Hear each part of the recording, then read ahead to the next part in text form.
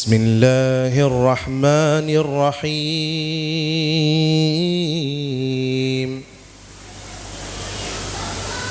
كما أرسلنا فيكم رسولا منكم يتلو عليكم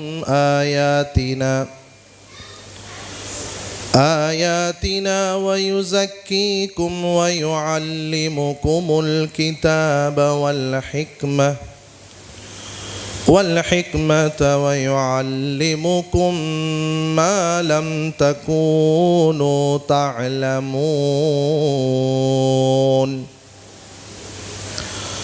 فاذكروني أذكركم واشكروا لي ولا تكفرون يا أيها الذين آمنوا استعينوا بالصبر والصلاة إن الله مع الصابرين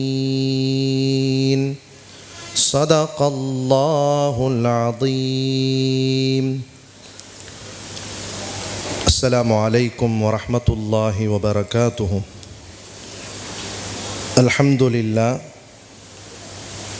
الحمد لله وكفى والصلاة والسلام على عباده الذين اصطفى ما بعد. قال الله تبارك وتعالى في القرآن العظيم والفرقان المجيد أعوذ بالله من الشيطان الرجيم بسم الله الرحمن الرحيم يريد الله بكم اليسر ولا يريد بكم العسر صدق الله العظيم. وقال نبينا عليه الصلاة والسلام من فرح بدخول رمضان حرمه الله على النيران أو كما قال عليه الصلاة والسلام. எல்லா புகழும் அல்லாஹ் ஒருவனுக்கு என்றென்றும் உரித்தாவதாக. சாந்தியும் சமாதானமும் கண்மணி நாயகம் முஹம்மது ஸல்லல்லாஹு அலைஹி வஸல்லம் அவர்கள் மீதும் அவர்களுடைய வாழ்க்கை வழிமுறையை பின்பற்றிய உத்தம சத்திய சஹாபாக்கள் மீதும் தாபிஈன்கள் மீதும் தபஉ தாபிஈன்கள் மீதும் நல்லோர்கள் நாதாக்கள் உலகில் வாழக்கூடிய மூமினான முஸ்லிமான ஆண் பெண் இரு சாராரின் மீதும் குறிப்பாக இங்கு அமர்ந்திருக்கக்கூடிய நம் அனைவரின் மீதும் அல்லாஹ்வினுடைய சாந்தியும் சமாதானமும் பாதுகாப்பும் பரக்கத்தும் என்றென்றும் நிலவட்டுமாக. ஆமீன் யா ரப்பல் ஆலமீன். கண்ணியத்திற்குரிய அருமை தாய்மார்களே, சகோதரிகளே,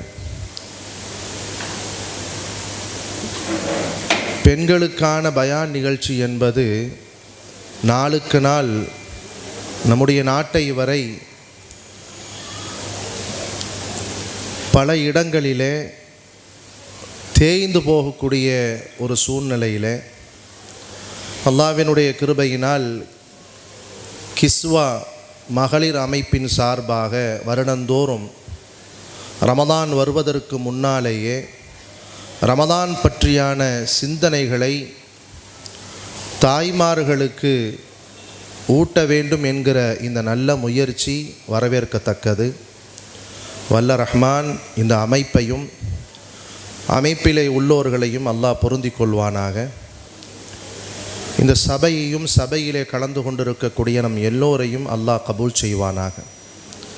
பேசக்கூடிய விஷயங்களை செயல் வடிவிலே கொண்டு வரக்கூடிய பாக்கியத்தை அல்லாஹ் முதலிலே எனக்கும் உங்கள் அனைவருக்கும் அல்லாஹ் நசீபாக்கி தருவானாக. கண்ணியத்திற்குரிய அருமை தாய்மார்களே, ரஜபு மாதம் வந்துவிட்டாலே பெருமானார் ஸல்லல்லாஹு அலைஹி வஸல்லம் அவர்கள் அதிகமாக வழக்கமான பிரார்த்தனைகளிலே இப்படி ஒரு பிரார்த்தனையை சேர்த்து ஓதுவார்கள். உங்கள் எல்லோருக்குமே தெரிந்த விஷயமாகத்தான் இருக்கும். அல்லாஹும்ம பாரிக் லனா ஃபீ ரஜப வ ஷஅபான் வ பல்லிக்னா ரமதான். ரஜபு மாதத்திலேயும் ஷஅபான் மாதத்திலேயும் யா அல்லாஹ் நீ எங்களுக்கு பரக்கத் செய்வாயாக, ரமதானுடைய பாக்கியத்தை எங்களுக்கு நீ தருவாயாக. இதுதான் பெருமானார் ஸல்லல்லாஹு அலைஹி வஸல்லம் அவர்கள் அடிக்கடி கேட்கக்கூடிய பிரார்த்தனைகளிலே ஒன்று. கண்ணியத்திற்குரிய தாய்மார்களிடத்திலே ஆரம்பமாக ஒரு சிறிய வேண்டுகோள். உங்களுடைய மொபைல் ஃபோன்களை தயவு செய்து சைலண்ட் பண்ணிக்கோங்க அல்லது சுவிட்ச் ஆஃப் செஞ்சுக்குங்க. ஒரு பெரிய முயற்சிக்கு பிறகு அல்லாஹ்வுடைய கிருபையினால் இந்த ஒரு நல்ல நோக்கத்தோடு இந்த நிகழ்வை நடத்தி கொண்டு இருக்கிறாங்க. நாம் ஒருத்தவங்க தான் பேச போகிறோம். அதுக்கப்புறம் இன்ஷா அல்லாஹ் அல்லாஹ்வுடைய நாட்டம் இருந்தால் ஒரு மருத்துவர் சில ஆலோசனைகள் உங்களுக்கு தர காத்திருக்கிறார்.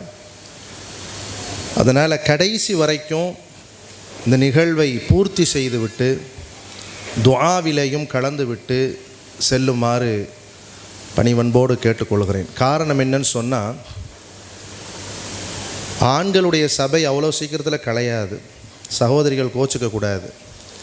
பெண்களுடைய சபையை லேசாக கலைஞ்சு போயிடும். ஒரு சஃபில் இருக்கக்கூடிய ஒரு அம்மா இதெல்லாம் கேட்ட விஷயந்தானே, வாமா போகலாம் அப்படின்னாங்கன்னா அந்த சஃபே காலி ஆயிரும். அதனால் தயவு செய்து தாய்மார்கள் கடைசி வரைக்கும், ஏன்னு சொன்னால் ஒரு வீட்டிலே பெண்களிடத்திலே மார்க்க விஷயங்கள் விடுமேயானால் அந்த வீட்டில் இருக்கக்கூடிய ஆண்களும் சரி பிள்ளைகளும் சரி திருந்திடுவாங்க. ஆண்களை பொறுத்த வரைக்கும் மார்க்க விஷயங்களை கேட்பதற்கு ஆண்களை பொறுத்த வரைக்கும் மார்க்க விஷயங்களை அறிந்து கொள்வதற்கு நிறைய வாய்ப்புகள் உண்டு. ஜும்ஆ தொழுகையின் மூலமாக, தினந்தோறும் ஃபஜருக்கு பிறகு நடைபெறுகின்ற தஃப்சீர் பயான்கள் மூலமாக ஆண்கள் மார்க்க விஷயங்களை தெரிந்து கொள்வார்கள். ஆனால் பெண்களை பொறுத்த வரைக்கும் இது போன்ற நிகழ்வுகளிலே கலந்து கொள்வதின் மூலமாகத்தான் மார்க்க விஷயங்களை தெரிந்து கொள்ள முடியும். அந்த வகையில் கடைசி வரை தாய்மார்கள் அமைதி காத்து நிகழ்வுக்கு ஒத்துழைப்பு தருமாறு அன்போடு கேட்டுக்கொள்கிறேன். கண்ணியமிக்க அருமை தாய்மார்களே, சகோதரிகளே, ரஜபு மாதம் விட்டாலே பெருமானார் ஸல்லல்லாஹு அலைஹி வஸல்லம் அவர்கள் அடிக்கடி கேட்கக்கூடிய ஒரு அற்புதமான ஒரு துஆ, அல்லாஹும்ம பாரிக் லனா ஃபீ ரஜப வ ஷஅபான் வ பல்லிக்னா ரமதான். யா அல்லாஹ், ரஜபு மாதத்திலேயும் ஷஅபான் மாதத்திலேயும் எங்களுக்கு நீ பரக்கத்து செய், ரமதான் மாதத்தை அடையக்கூடிய பாக்கியத்தை தா என்று பெருமானார் ஸல்லல்லாஹு அலைஹி வஸல்லம் அவர்கள் அடிக்கடி கேட்பாங்க. ரமதான் வருவதற்கு 2 மாதங்களுக்கு முன்பு இருந்தே நபி பெருமானார் ஸல்லல்லாஹு அலைஹி வஸல்லம் அவர்கள் இப்படி ஒரு துஆ செய்ய காரணத்தை நிறைய காரணங்கள் எழுதுவார்கள். அதிலே ஒரு முக்கிய காரணம் என்னன்னு சொன்னால், எதிர்பார்ப்பு. ரமதானுடைய எதிர்பார்ப்பு பெருமானாரிடத்திலே அதிகமாக இருந்த காரணத்தினால் அல்லாஹ்விடத்திலே அடிக்கடி இப்படி துஆ செய்து வருவார்களாம். இது எப்படி நாம் விளங்கிக் கொள்வது? நம்முடைய வீடுகளிலே ஏதாவது திருமணம் போன்ற வைபவங்கள் நடைபெற இருக்கக்கூடிய நேரத்தில் பல மாதங்களுக்கு முன்பிருந்தே அதற்குண்டான முன் தயாரிப்புகள், அந்த திருமணத்தை எப்படி நாம் எதிர்பார்த்து காத்திருக்கிறோமோ, அந்த நாள் எப்போ வரும், விருந்தாளிகள்லாம் எப்போ வருவாங்க, மணமகன் மணமகளை அலங்கரிக்கணும், மேடையில் உட்கார வைக்கணும், அந்த நிகழ்வை நான் ரசிக்கணும், அதில் கலந்து கொள்ளணும், வரக்கூடியவர்களை உபசரிக்கணும். இந்த எதிர்பார்ப்பு எப்படி நம்மிடத்தில் இருக்குமோ அதைவிட பன்மடங்கான எதிர்பார்ப்பு எம்பெருமானார் முஹம்மது ஸல்லல்லாஹு அலைஹி வஸல்லம் அவர்களுக்கு இருந்துச்சு. அதன் காரணமாகத்தான் அடிக்கடி அல்லாஹ்விடத்தில் இப்படி ஒரு துஆ செய்து கொண்டிருப்பாங்க. துஆ செய்வது மட்டுமல்லாமல் தாய்மார்கள் விளங்கணும், நடக்கக்கூடிய பகுதிகளிலே தெருக்களிலே யாரெல்லாம் பார்ப்பார்களோ அவர்களை எல்லாம் ரமதானை பற்றி ஞாபகமூட்டக்கூடிய ஒரு சூழ்நிலையில் இருந்திருக்கிறாங்க ஸல்லல்லாஹு அலைஹி வஸல்லம். யாரையாவது பார்த்துட்டாங்கன்னா ஸல்லல்லாஹு அலைஹி வஸல்லம் சொல்லுவாங்களாம், ரமதான் வருது, உடம்பை தயார் பண்ணி வச்சுக்குங்க, நோன்பு நோற்கணும், இரவு நேரங்களில் நின்று வணங்கணும். ரசூலுல்லாஹி ஸல்லல்லாஹு அலைஹி வஸல்லம் அவர்கள் பார்ப்பவங்கள்ட்ட எல்லாம், எப்படி நம்முடைய வீடுகளில் திருமணம் நடக்கிறதுக்கு முன்னால் பத்திரிக்கையெல்லாம் வச்சுருப்போம், இருந்தாலும் ரோட்டில் யாரையாவது பார்த்துட்டோம், கடைகளில் யாரையாவது பார்த்துட்டோன்னு சொன்னால் ஞாபகப்படுத்துவோம், 5ஆம் தேதி கல்யாண பத்திரிக்கை வச்சுருக்கேன், மறந்துடாதீங்க, வந்துடணும். நம்முடைய வீடுகளிலே நடைபெறக்கூடிய சுப காரியங்களுக்காக நாம் எவ்வளவு அதை எதிர்பார்த்து காத்திருக்கிறோமோ அதைவிட பன்மடங்காக எம்பெருமானார் முஹம்மது ஸல்லல்லாஹு அலைஹி வஸல்லம் அவர்கள் இந்த ரமதானுடைய மாதத்தை எதிர்நோக்கி காத்திருந்தார்கள் என்பதாக வரலாற்று குறிப்பில் நாம் பார்க்கிறோம். கண்ணியமிக்கவர்களே, ஸல்லல்லாஹு அலைஹி வஸல்லம் அவருடைய எதிர்பார்ப்பு எப்படி இருந்ததோ அதைவிட பன்மடங்கான எதிர்பார்ப்பு நம்முடைய உள்ளத்திலே வந்தாக வேண்டும். அல்லாஹ்விற்காக நிறைவேற்ற வேண்டிய ஒரு கடமை இது. ரசூலுல்லாஹி ஸல்லல்லாஹு அலைஹி வஸல்லம் அவர்கள் சொல்லுவார்கள், ஷஹ்ருன் முபாரக்குன், பரக்கத் பொருந்திய மாதம். அந்த மாதமே பரக்கத்து பொருந்திய மாதம், அருள் வளம் இறங்குகின்ற மாதம், மலக்குகள் விஜயம் தருகின்ற மாதம், குர்ஆனினுடைய வசனங்களை அல்லாஹ் இறக்கிய மாதம், பெருமானார் முஹம்மது ஸல்லல்லாஹு அலைஹி வஸல்லம் அவர்கள் எதிர்பார்த்த மாதம்.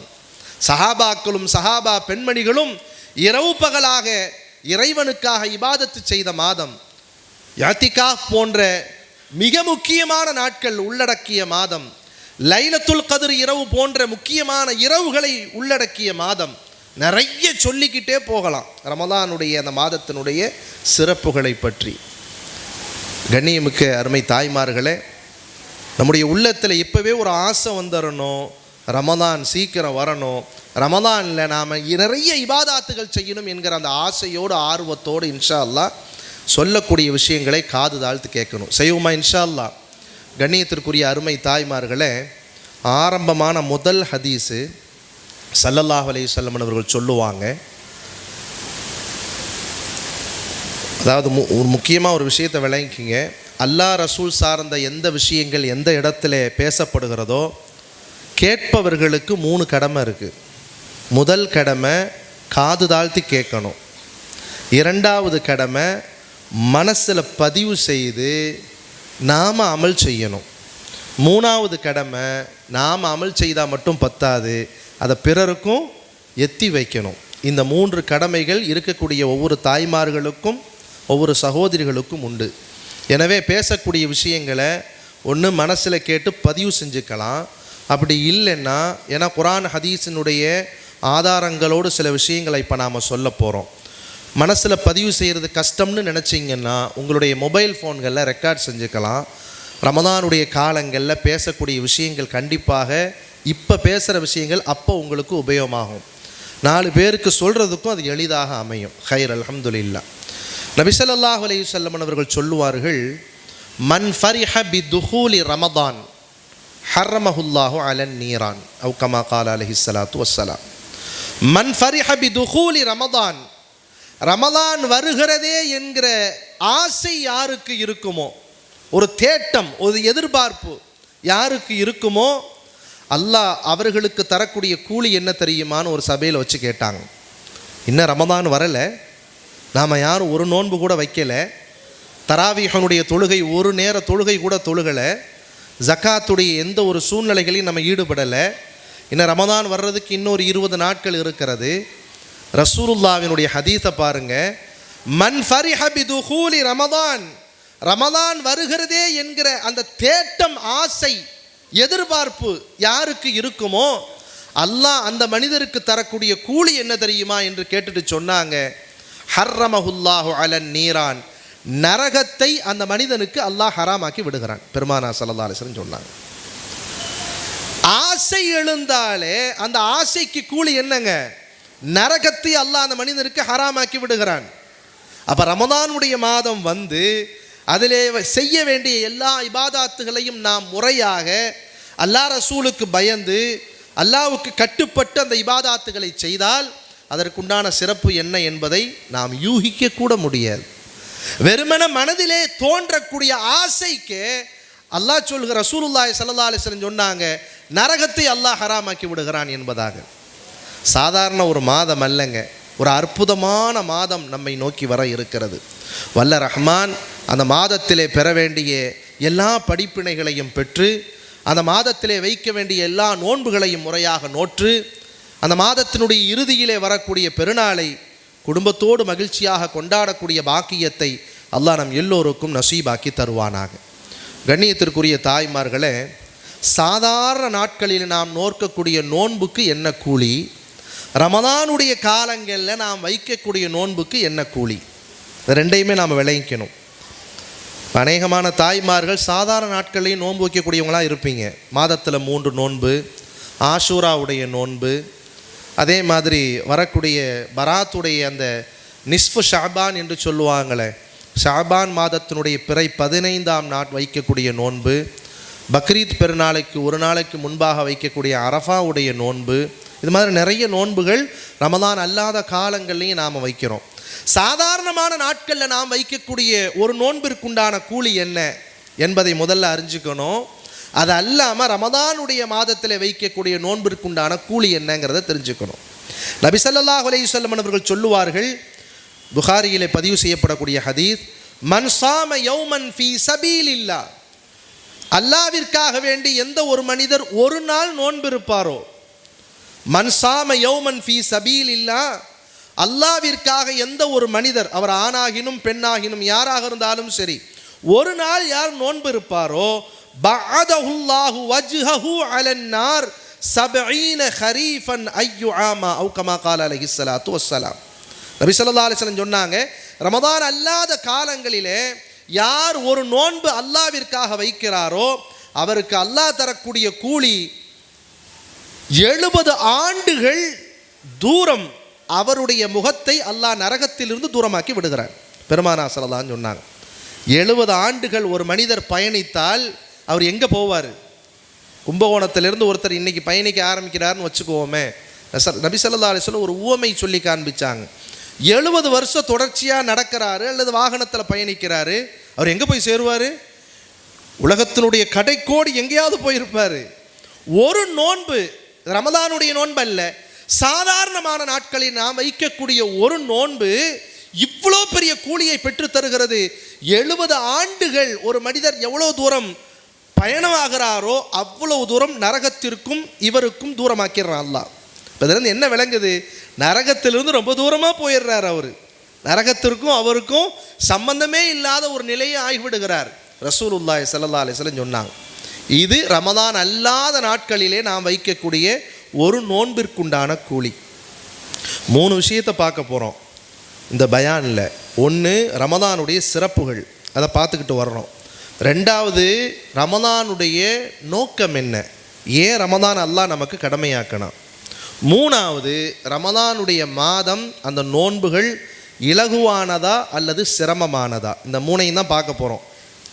1 மணி நேரம் 1.5 மணி நேரம் டைம் கொடுத்துருக்குறாங்க. நீங்கள் எவ்வளோ நேரம் கேட்குறீங்களோ அவ்வளோ தூரத்துக்கு நம்ம பேச்சு ஓடும்.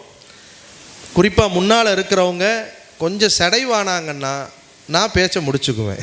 அதனால் இன்ஷா அல்லாஹ் தயவு செய்து எனக்கு நீங்கள் கேட்கணும், எல்லோரும் அமல் செய்யணும் என்கிற ஒரு நோக்கத்தில் தான் இவ்வளோ பெரிய அரங்கில் இவ்வளோ பெரிய முயற்சி நடக்குது. அல்லாஹ் லேசாக்கி தருவான். கண்ணியமிக்கவர்களை, ரமதானுடைய சிறப்புகளை சொல்லிக்கிட்டு வர்றோம். இப்போ சாதாரணமான நாட்களில் நோன்பு வச்சா என்ன கூலிங்கிறத விளங்கிக்கிட்டோம். 70 ஆண்டுகள் பயணமானால் எவ்வளவு தூரமோ அந்த தூரத்தின் அளவில் அந்த மனிதனுடைய முகத்தை அல்லாஹ் நரகத்திலிருந்து தூரமாக்கி விடுகிறான். ரசூலுல்லாஹி ஸல்லல்லாஹு அலைஹி வஸல்லம் சொன்னாங்க. ரமதானில் நாம் வைக்கக்கூடிய ஒரு நோன்பிற்குண்டான கூலி என்ன? எல்லா அமல்களுக்கும் அல்லாஹ் கூலியை வெளிப்படுத்தி விட்டான். ஒரு ஃபரதை நிறைவேற்றினால் 70 ஃபரதுடைய சவாபை தருகிறேன் என்பதாக அல்லாஹ் சொன்னதாக ரசூலுல்லாஹி ஸல்லல்லாஹு அலைஹி வஸல்லம் சொன்னாங்க. ஒரு ஹஜ்ஜை முடித்தால் அன்று பிறந்த பாலகனாக எல்லா பாவங்களும் மன்னிக்கப்பட்டவராக அவர் ஊர் திரும்புகிறார் என்பதாக ரசூலுல்லாஹி ஸல்லல்லாஹு அலைஹி வஸல்லம் சொன்னாங்க. உலகத்தில் நமக்கு கடமையாக்கப்பட்ட எல்லா அமல்களுக்குண்டான கூலியும் வெளிப்பட்டுருச்சு. ஆனால் ரமலான் மாதத்திலே ஒரு ஆணோ அல்லது பெண்ணோ நோன்பு வைப்பாரையானால் ஒரு நோன்பிற்குண்டான கூலி என்ன என்று கேட்பதற்கு நபி ஸல்லல்லாஹு அலைஹி வஸல்லம் அவர்கள் பதில் சொன்னாங்க, எனக்கு தெரியாது, அல்லாஹ்விடத்தில் நான் கேட்டேன், அல்லாஹ் எனக்கு என்ன சொன்னான் தெரியுமா? வ அன அஜிஸி பிஹி, நோன்பு எனக்குரியது, எனவே கூலி நான் தான் என்பதாக அல்லாஹ் சொன்னதாக ரசூலுல்லாஹி ஸல்லல்லாஹு அலைஹி வஸல்லம் சொன்னாங்க. ரமதானுடைய நோன்புக்குண்டான கூலி என்னங்க? அல்லாஹ் தான் கூலி. 2 ஹதீஸ் இருக்கு, வ அன அஜிஸி பிஹி வ அன உஜ்ஸா பிஹி, நோன்பிற்குரிய கூலியை நானே தருவேன் என்று ஒரு ஹதீஸிலேயும், இன்னொரு ஹதீஸிலே ரமலானுடைய மாதத்திலே வைக்கக்கூடிய நோன்புக்கு நானே கூலியாகி விடுவேன் என்பதாக அல்லாஹ் சொன்னதாக எம்பெருமானார் முஹம்மது ஸல்லல்லாஹு அலைஹி வஸல்லம் அவர்கள் சொன்னாங்க. ஏன் ரமலானுடைய சிறப்புகளை முதல்ல சொல்லிக்கிட்டு வர்றோம்னா, அதனுடைய தேட்டம் நம்முடைய உள்ளத்தில் அதிகமாகணுங்கிறக்காக வேண்டித்தான் முதல்ல நாம் ரமலானுடைய சிறப்புகளை பற்றி சொல்லிக்கிட்டு வர்றோம். கண்ணியமிக்கவர்களே, ரசூலுல்லாஹி ஸல்லல்லாஹு அலைஹி வஸல்லம் சொன்னாங்க, மன் ஸாம ரமலான் ஈமானன் வஹ்திசாபன் குஃபிர லஹு மா தகத்தம மின் தம்பிஹி. யார் ரமதானுடைய காலங்களிலே நோன்பு இருப்பாரோ, பகல் காலங்களிலே, குஃபிர லஹு மா தகத்தம மின் தம்பிஹி, முன் செய்த எல்லா பாவங்களும் மன்னிக்கப்படும் என்றார்கள் பெருமானார் ஸல்லல்லாஹு அலைஹி வஸல்லம். காலையில் விடிஞ்சதிலிருந்து இரவு உறங்குகிற வரை நம்மை அறிந்தோ அறியாமலோ ஏதாவது பாவங்கள் வெளிப்படுது. கையினாலோ, நாவினாலோ, சிந்தனையினாலோ, உள்ளத்தினாலோ, செவிபுலன்களின் மூலமாகவோ, பார்ப்பதின் மூலமாகவோ ஏதாவது பாவங்கள் வெளிப்படுது. சர்வசாதாரணமாக 2 பேர் பேசிக்கிட்டு இருக்கும் பொழுது சும்மா விளையாட்டுக்கு சொன்னேன் அப்படின்னு பேசுகிறோமா இல்லையா, அதுவும் பாவம்தான். அமானிதங்களை சுமந்து அதை வெளிப்படுத்துகிறோமா இல்லையா, அதுவும் பாவம்தான். தாய்மார்கள் கோச்சிக்க கூடாது. ஆண்களை விட பெண்கள் அமானிதங்களை பாதுகாக்கிற விஷயத்தில் ரொம்ப கம்மியாக தான் இருப்பாங்க. யாரும் தப்பாக எடுத்துக்க வேணாம். நான் பொதுவாக சொல்கிறேன். இந்த அரங்குக்குள்ளே இருக்கக்கூடிய தாய்மார்களை வச்சு நான் எதையுமே பேசலை. பொதுவாக பார்த்த வகையில், அனுபவித்த வகையில் நம்ம பேசுகிற விஷயம். ஆண்கள்கிட்ட ரகசியங்கள் தங்குறதை விட பெண்கள்கிட்ட அவ்வளோ சீக்கிரத்தில் பல பேர்த்துற ரகசியம் தங்காது. நல்லா ஞாபகம் வச்சுக்கணும். கியாமத்துடைய நாளையில் தொழுகையை பற்றி, நோன்பை பற்றி, இதர அமல்களை பற்றி மட்டும் அல்லாஹ் கேள்வி கேட்க மாட்டான். அது அல்லாமல் அமானிதமாக உங்கள்கிட்ட சொல்லப்பட்ட செய்தியை நாம் எந்த அளவுக்கு பாதுகாத்து வச்சுருந்தோங்கிறது சம்பந்தமாகவும் நாளை மறுமை நாளில் அல்லாஹ்விடத்திலே கேள்வி கணக்கு இருக்குது. இப்படி பல விஷயங்களிலே நம்மை அறிந்தோ அறியாமலோ ஏதாவது தவறுகள் இழைத்து விடுகிறோம். எந்த தவறுகள் செய்திருந்தாலும் ரசூலுல்லாஹி ஸல்லல்லாஹு அலைஹி வஸல்லம் அவர்கள் சொன்னாங்க, மன் சாம ரமதான் ஈமானன் வஹ்திசாபன், நம்பிக்கையோடு, ஆசையோடு, ஆர்வத்தோடு யார் நோன்பு இருப்பாரோ, ரமதானுடைய நோன்பை வைப்பாரோ, அவருக்கு அல்லாஹ் தரக்கூடிய மிகப்பெரிய சன்மானம் குஃபிர லஹு மா தகத்தம மின் தம்பிஹி, முன் செய்த எல்லா பாவத்தையும் அல்லாஹ் மன்னித்து விடுகிறான். பெருமானார் ஸல்லல்லாஹு அலைஹி வஸல்லம் அவர்கள் சொன்னாங்க.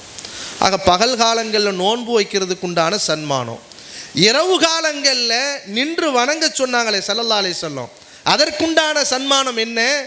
மன் காம ரமதான் ஈமானன் வஹ்திசாபன் குஃபிர லஹு மா தகத்தம மின் தம்பிஹி, யார் இரவு காலங்களிலே ரமதானுடைய நாட்களிலே நின்று வணங்குவாரோ முன் செய்த எல்லா பாவத்தையும் அல்லாஹ் மன்னித்து விடுகிறான்.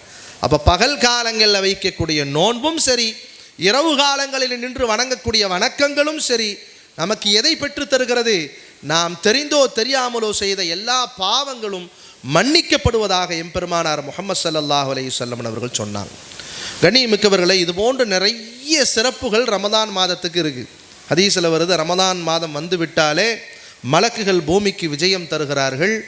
அது மட்டுமல்லாது நரகத்தினுடைய வாசல்கள் மூடப்படுகிறது, சொர்க்கத்தினுடைய வாசல்கள் திறக்கப்படுகிறது. நோன்பாளியினுடைய வாயிலிருந்து வெளிப்படக்கூடிய அந்த துர்நாற்றம் கூட அல்லாஹ்விடத்திலே கஸ்தூரி நறுமணத்தை விட மிக மேலானதாக இருக்கிறது. இதெல்லாம் நாம் அடிக்கடி கேட்டு கேட்டு கேட்டு மனனமான ஹதீத்துகள். நான் 2வது விஷயத்துக்கு வர்றேன். நோன்பினுடைய நோக்கம் என்ன?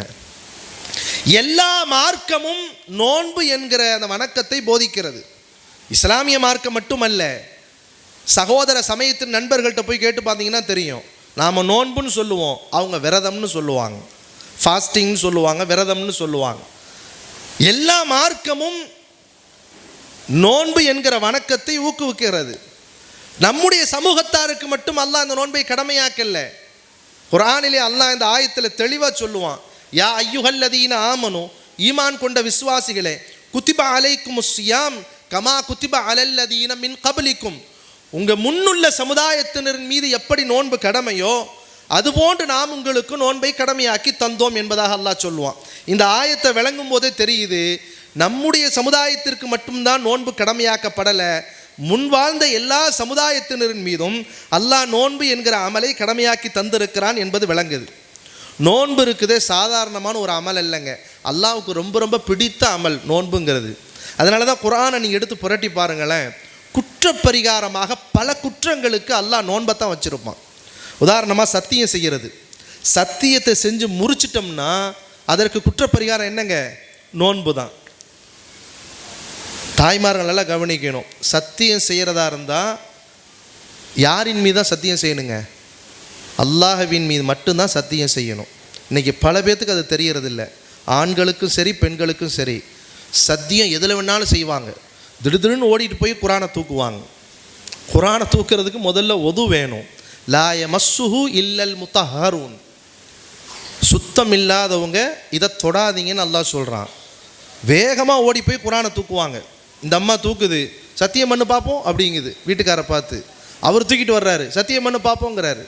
குர்ஆன் சத்தியம் பண்ணுறதுக்காக இறக்கப்பட்டுச்சு. குர்ஆன் மக்களுடைய நேர்வழிக்காக இறக்கப்பட்ட ஒரு வேதம்.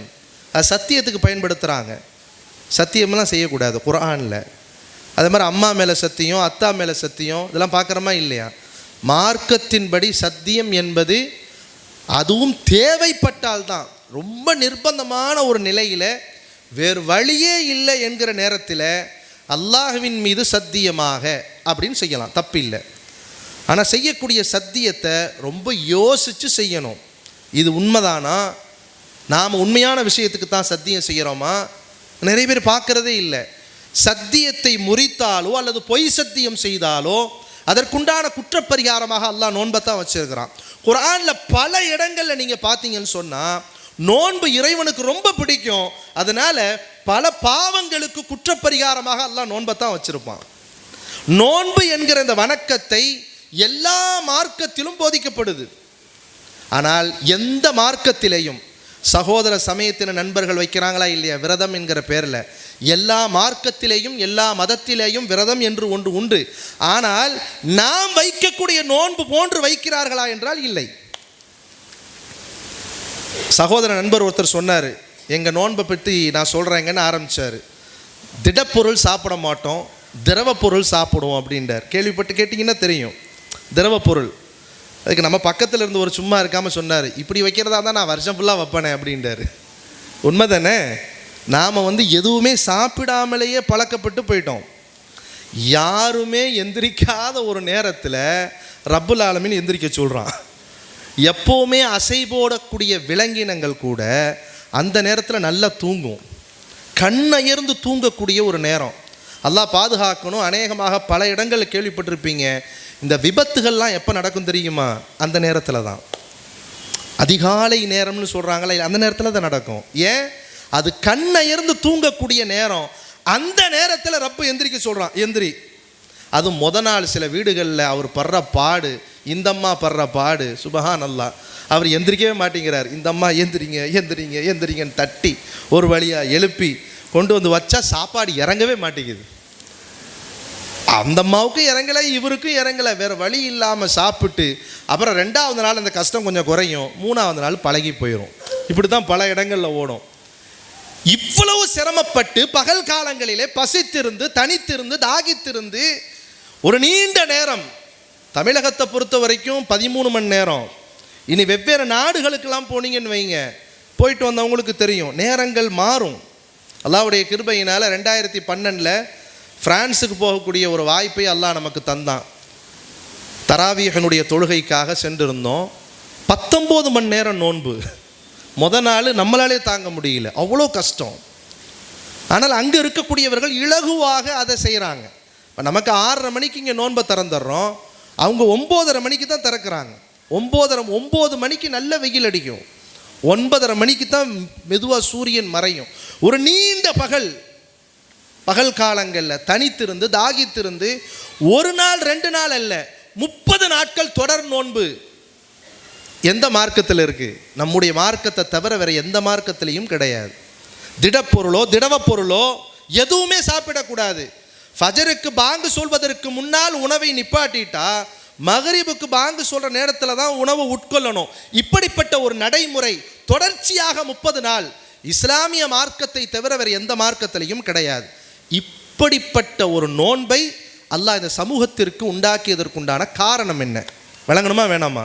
வருஷம் நோன்பு வைக்கிறோம், நோன்பு வச்சுட்டு அந்த நாட்கள் கடந்துக்கிட்டு தான் போகுது. என்ன காரணத்தினால் ரப்புல் ஆலமீன் இந்த தொடர் நோன்பை கடமையாக்கினான் தெரிஞ்சுக்குவோம் இன்ஷா அல்லாஹ். நோன்பை இஸ்லாமியர்களுக்கு அல்லாஹ் கடமையாக்கி தந்ததற்குண்டான காரணத்தை பல பேர் பல கோணத்தில் ஆய்வு செய்கிறாங்க. அதில் ஒரு சிலர் ஆய்வு செஞ்சு சொன்னாங்க, ஒரு சிலர் இப்படி எழுதுகிறாங்க. இஸ்லாமிய மார்க்கத்திலே உள்ளவர்களுக்கு தொடர் நோன்புகளை இறைவன் கடமையாக்கி தந்ததற்குண்டான காரணம் என்னவென்றால், ஒரு சிலருடைய கூற்று இது, நோன்பின் மூலமாக பசி உணரப்படுகிறது. பசியை உணர்ந்த மனிதன் இல்லாத ஏழைகளுக்கு இருக்கக்கூடியவர்கள் தர்மம் செய்ய வேண்டும் என்பதற்காக வேண்டித்தான் இஸ்லாமிய மார்க்கத்திலே இறைவன் இஸ்லாமியர்களுக்கு தொடர் நோன்பை கடமையாக்கி தந்தான் அப்படின்னு சில பேர் எழுதுகிறாங்க. இது உண்மையான காரணமா அப்படின்னா 100 காரணங்களில் இது ஒரு காரணமாக இருக்கலாமே தவிர இது உண்மையான காரணம் கிடையாது.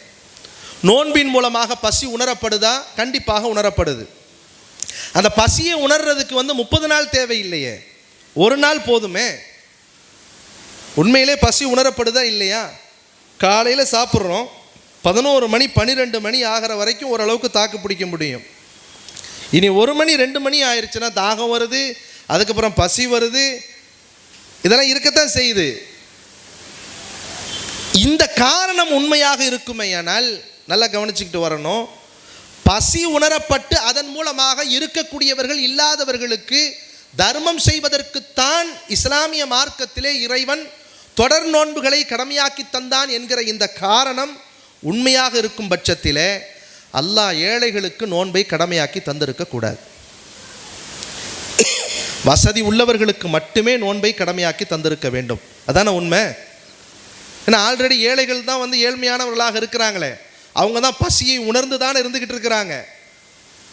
இப்போ வசதியானவங்களுக்கு மட்டும்தான் அல்லாஹ் நோன்பை கடமையாக்கி தரணும். ஆனால் இங்கே அப்படி இல்லையே. பொத்தாம் பொதுவாக அல்லாஹ் ஈமான் கொண்ட விசுவாசிகளே நீங்கள் நோன்பு வைங்கன்ட்டா அல்லாஹ். அது வசதியான ஆளோ ஏழ்மையானவங்களோ ஆணோ பெண்ணோ எல்லாருக்குமே நோன்பு கடமை என்கிற வாதத்தில் இந்த ஒரு காரணம் சரியான காரணம் அல்ல அப்படிங்கிறத தூரத்துக்கு போட்டுருவோம். சரி, வேறு என்ன காரணம் எழுதுகிறாங்க? நோன்பின் மூலமாக மருத்துவம் பேணப்படுகிறது அப்படின்னு சில பேர் எழுதுகிறாங்க. நோன்பின் மூலமாக மருத்துவம் பேணப்படுகிறது, அதனால் 11 மாதங்களுடைய கழிவுகள் வெளியேறுது, 1 மாதம் நோன்பு வைக்கிறதுனால உடம்பு ஆரோக்கியமாக இருக்கணுங்கிறக்காக வேண்டி நோன்பு கடமையாக்கப்பட்டது என்பதாக சில பேர் எழுதுகிறாங்க.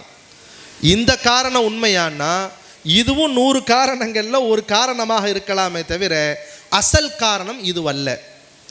உண்மையிலே நோன்பு வைப்பதின் மூலமாக உடல் நலம் பேணப்படுகிறது, அதில் மாற்று கருத்தே கிடையாது. இது இன்னைக்கு இல்லை, 1400 வருடங்களுக்கு முன்பாகவே பெருமானார் ஸல்லல்லாஹு அலைஹி வஸல்லம் அவர்கள் அழகாக சொல்லுவாங்க, சூமு தசிஹு. ரசூலுல்லாஹி ஸல்லல்லாஹு அலைஹி வஸல்லம் சொன்ன வார்த்தை சூமு, நீங்கள் நோன்பு நோருங்கள், நோன்பு வையுங்கள், தசிஹு, உடல் நலம் பெறுவீர்கள். ரசூலுல்லாஹி ஸல்லல்லாஹு சொன்னாங்க. இது ரமதானுடைய நோன்புக்கு மட்டுமல்ல, சாதாரண நாட்களில் வைக்கக்கூடிய நோன்புகளுக்கும் தான். பெருமானாருடைய காலத்தில் ஒரு வைத்தியர் ஒருத்தர் வந்தார், நல்லா கவனிங்க. மதீனாவுக்கு வந்தார். நபி ஸல்லல்லாஹு அலைஹி வஸல்லம் வாழும் காலத்தில் ஒரு வைத்தியர் வந்தார். ரசூலுல்லாஹ்ட்ட சொன்னார், யா ரசூலல்லாஹ், நான் இங்கே கொஞ்சம் ஆஃபீஸ் ஒன்று ஓப்பன் பண்ணிக்கிறேன், யாராவது வந்தாங்கன்னா வைத்தியம் பார்த்துக்கிறேன், நீங்கள் அனுமதி கொடுங்கன்னு கேட்டார். ஸல்லல்லாஹு அலைஹி வஸல்லம் தாராளமாக உட்காந்துக்குங்க பாவான்ட்டாங்க. அவரும் கடையை போட்டார். கடையை போட்டு திறந்து வச்சுருக்கிறாரு, யாருமே வரல. 1 நாள் பார்க்குறாரு, 2 நாள் பார்க்குறாரு, நாட்கள் கடந்துக்கிட்டே போகுது. ஒருத்தர் கூட ஒரு தலைவலி காய்ச்சல் எதுவுமே வரல, நிற்கலை. அவர் பொறுத்து பார்த்துட்டு ரசூலுல்லாஹ்ட்ட போனார். ரசூலல்லாஹ், நான் பல நாள் ஆச்சு, யாராவது ஒருத்தர் ஒரு பேஷண்ட் வருவாங்கன்னு பார்த்தா ஒருத்தரும் வர காணோம், உங்கள் ஊரில் யாருக்குமே எந்த நோயும் வர்றதில்லையா மதீனாவில் அப்படின்னு கேட்டாங்க. ஸல்லல்லாஹு சொன்னாங்க, எல்லாருக்கும் நோய்கள்லாம் வரத்தான் செய்யுது, அப்புறம் ஏன் என்கிட்ட வரமாட்டேங்கிறாங்க? அதை யார் நீங்கள் தெருவில் பார்க்குறீங்களோ நீங்கள் நடந்து போங்க, போகக்கூடிய வழியில் தெருவில் யார் உங்கள் கண்ணில் படுதோ அவங்கள்ட்ட கேட்டு தெரிஞ்சுக்குங்க அப்படின்னாங்க ஸல்லல்லாஹு அலைஹி வஸல்லம். அவங்க சொல்லலை, அது நேராக போனாங்க. போயிட்டே இருக்கும் பொழுது சில பேர் ரசூலுல்லாஹ் சொன்ன மாதிரியே சில பேர் வந்தாங்க. வர்றவங்கள பார்த்துட்டு கேட்டாங்க, ஏன் யாருமே வரமாட்டேங்கிறீங்க, என்ன விஷயம்? அவங்க சொன்னாங்க, எங்களுடைய நாயகம் ஸல்லல்லாஹு அலைஹி வஸல்லம் அவர்கள் எங்களுக்கு 3 விதமான விஷயங்களை சொல்லி கொடுத்துருக்குறாங்க. அதை நான் ஃபாலோ பண்ணுறதுனால எங்களுக்கு எந்த நோயும் வர்றதில்லை. அப்படியே வந்தாலும் சின்ன சின்ன நோய்கள் வரும், அதான் தன்னால் அது வரும், தன்னால் காணாமல் போயிடும்.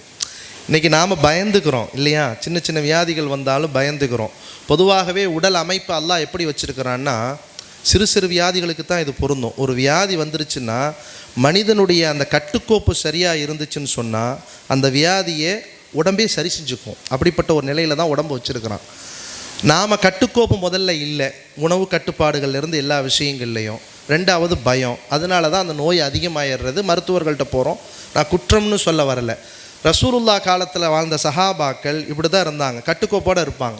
அவர் கேட்டார், என்ன 3 விஷயம் சொன்னீங்களே, அது என்ன? ரசூலுல்லா சொல்லி கொடுத்த விஷயங்கள் என்ன?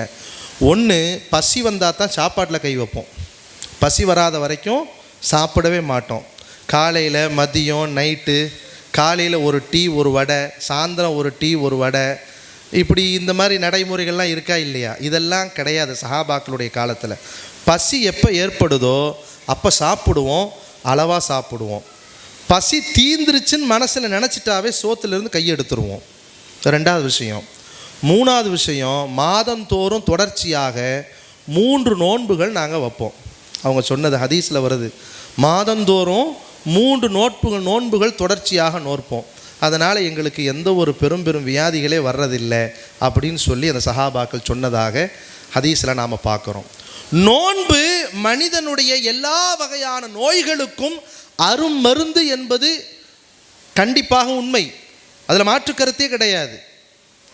30 நாட்கள் நாம் வைக்கக்கூடிய நோன்பின் மூலமாக எவ்வளவு உடம்புல மாற்றம் ஏற்படுது தெரியுங்களா? அன்றைக்கி ஒரு மருத்துவர் சொன்னாங்க, அந்த HDL LDLன்னு சொல்கிறாங்களா இல்லையா? LDLன்னா அந்த கெட்ட கொழுப்பு, அது கரையுதான், எரிக்கப்படுதான், ஜீரண சக்தி உண்டாகுதான், அஜீரண கோளாறுகள் சரி செய்யப்படுகிறது. நிறைய பேர் சுகர் இருக்குன்னு சொல்லிட்டு காரணம் சொல்கிறாங்களா இல்லையா? யாரை கேட்டாலும் சுகர் இருக்குது, அதனால் நோன்பு வைக்கலன்னு. மருத்துவர் நம்மள்கிட்ட சொன்ன விஷயம், அவர்கள் 1400 வருடங்களுக்கு முன்பாகவே சொன்னாங்க, சூமு தசிஹு, நீங்கள் நோன்பு வைங்க, உடல் நலம் பெறுவீர்கள்னு சொல்லி. நீங்கள் யோசிக்கணும், உடல் நலம் பெற வேண்டும் என்பதற்காக வேண்டி நோன்பு கடமையாக்கப்பட்டதா என்றால் இது ஒரு காரணமாக இருக்கலாமே தவிர உண்மையான காரணம் இதுவல்ல. அப்போ என்னதான் காரணம்?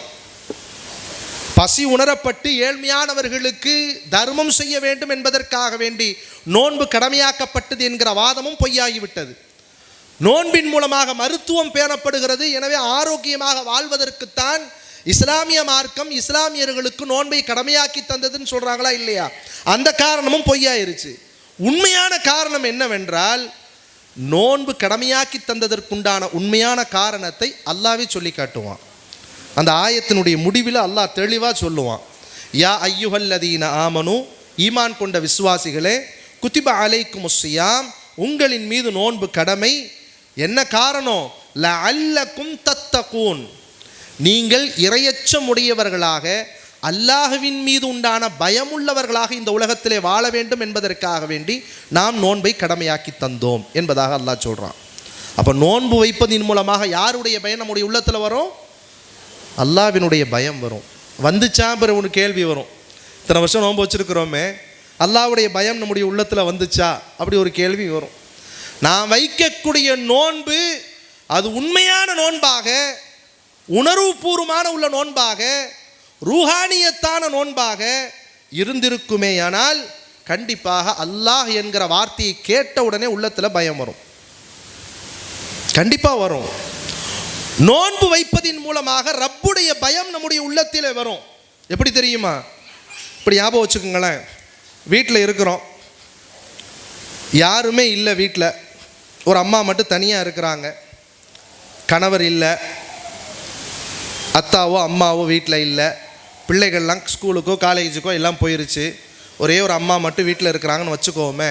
நோன்பு வச்சுருக்கிறாங்க, ரமதானுடைய காலம், 12 மணி ஆயிடுச்சு, பகலில் 1 மணி ஆயிடுச்சு, 2 மணி ஆச்சு, கடுமையான தாகம் ஏற்படுது, கடுமையான பசி ஏற்படுது, யாரும் பார்க்கவும் இல்லை, வீட்டில் 4 சோத்துக்குள்ளே இந்த அம்மா மட்டும்தான் இருக்குது, எடுத்து சாப்பிட்றதுக்கு தேவையான எல்லா பண்டங்களும் இருக்குது, ஃப்ரூட்ஸ் இருக்குது, ஜூஸ் இருக்குது, எதையாவது எடுத்து சாப்பிட்டா யாரும் பார்க்கவும் மாட்டாங்க, அதனால் எடுத்து சாப்பிட்ருவாங்களா? ஏன் சாப்பிட மாட்டாங்க? சாப்பிடவே மாட்டாங்க. ஏன் சாப்பிட மாட்டாங்க? அல்லாஹ் பார்க்கிறான் என்கிற ஒரு வகையான அச்சம், அந்த உணர்வு. இந்த உணர்வு ரமதான் அல்லாத 11 மாதங்கள்லையும் ஒவ்வொரு ஆணுக்கும் பெண்ணுக்கும் வர வேண்டும் என்பதற்காக வேண்டித்தான் ஒரு பயிற்சியாக அல்லாஹ் 30 நோன்புகளை நமக்கு கடமையாக்கி தந்தார். தவறு செய்ய முயலுகிற ஒவ்வொரு நேரத்திலையும் அல்லாஹ் பார்க்கிறான் என்கிற அந்த உணர்வு மனிதனுக்கு வர வேண்டும் என்பதற்காக வேண்டித்தான் அல்லாஹ் நமக்கு நோன்பை கடமையாக்கி தந்தான். திருடுறதுக்காண்டி ஒருத்தன் போனான்னு வைங்களேன், 4 சுவத்துக்குள்ளே யாருமே இல்லை, அவனை தவிர ஏதாவது எடுத்துகிட்டு போகலாம், அவன் உண்மையான நோன்பாளியாக இருந்திருந்தால் திருட முயலுகிற நேரத்தில் யாருமே பார்க்கல, ஆனால் அல்லாஹ் ஒருத்தன் பார்க்கறானே அப்படிங்கிற உணர்வு கண்டிப்பாக வரும். தவறு செய்ய முயலுகிற ஒவ்வொரு நேரத்திலையும் அந்த உணர்வு வர வேண்டும் என்பதற்காக வேண்டி இறைவனால் கடமையாக்கப்பட்டது தான் உண்ணா நோன்பு. இது ஒரு காரணம்தான். ரப்புடைய பயம் உள்ளத்தில் வந்துருச்சுன்னு சொன்னால் கண்டிப்பாக மனிதன் தவறு செய்யவே மாட்டான். அது சிறிய தவறோ பெரிய தவறோ, மீதமுண்டான நாட்களிலே தவறு செய்யாமல் மனிதன் அல்லாவுக்கு பயந்து வாழ வேண்டும் என்பதற்காக வேண்டித்தான் ரப்புல் ஆலமீன் அருமையானதொரு நோன்பை நமக்கு கடமையாக்கி தந்தான். ரெண்டாவது விஷயத்தையும் நாம் விளங்கிக்கிட்டோம். நோன்பு கடமையாக்கி தந்ததற்குண்டான காரணம் என்ன என்பதை விளங்கிக்கிட்டோம். மூணாவது, இப்போ நாம் வைக்கக்கூடிய நோன்பு இலகுவானதா சிரமமானதா அப்படிங்கிறத நீங்களே சொல்லுங்களேன். இலகுவானதா சிரமமானதா? இலகுவானது. ஆனால் நிறைய பேர் சொல்கிறாங்க ரொம்ப சிரமமாக இருக்குது அஜர்த்து. நிறைய பேர் பார்க்குறவங்கெல்லாம்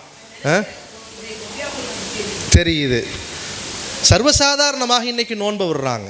ஒரு காலம் இருந்துச்சு, தாய்மார்கள் கொஞ்சம் கவனிக்கணும். ரசூலுல்லாஹி ஸல்லல்லாஹு அலைஹி வஸல்லம் சொன்னாங்க, ஒரு நோன்பை யார் வேண்டுமென்றே விடுகிறார்களோ, ஸல்லல்லாஹு அலைஹி வஸல்லம் சொன்ன ஹதீஸு, 30 நோன்பு வைக்கணுமா இல்லையா, அதில் 29 நோன்பை ஒரு அம்மா வச்சுட்டாங்க.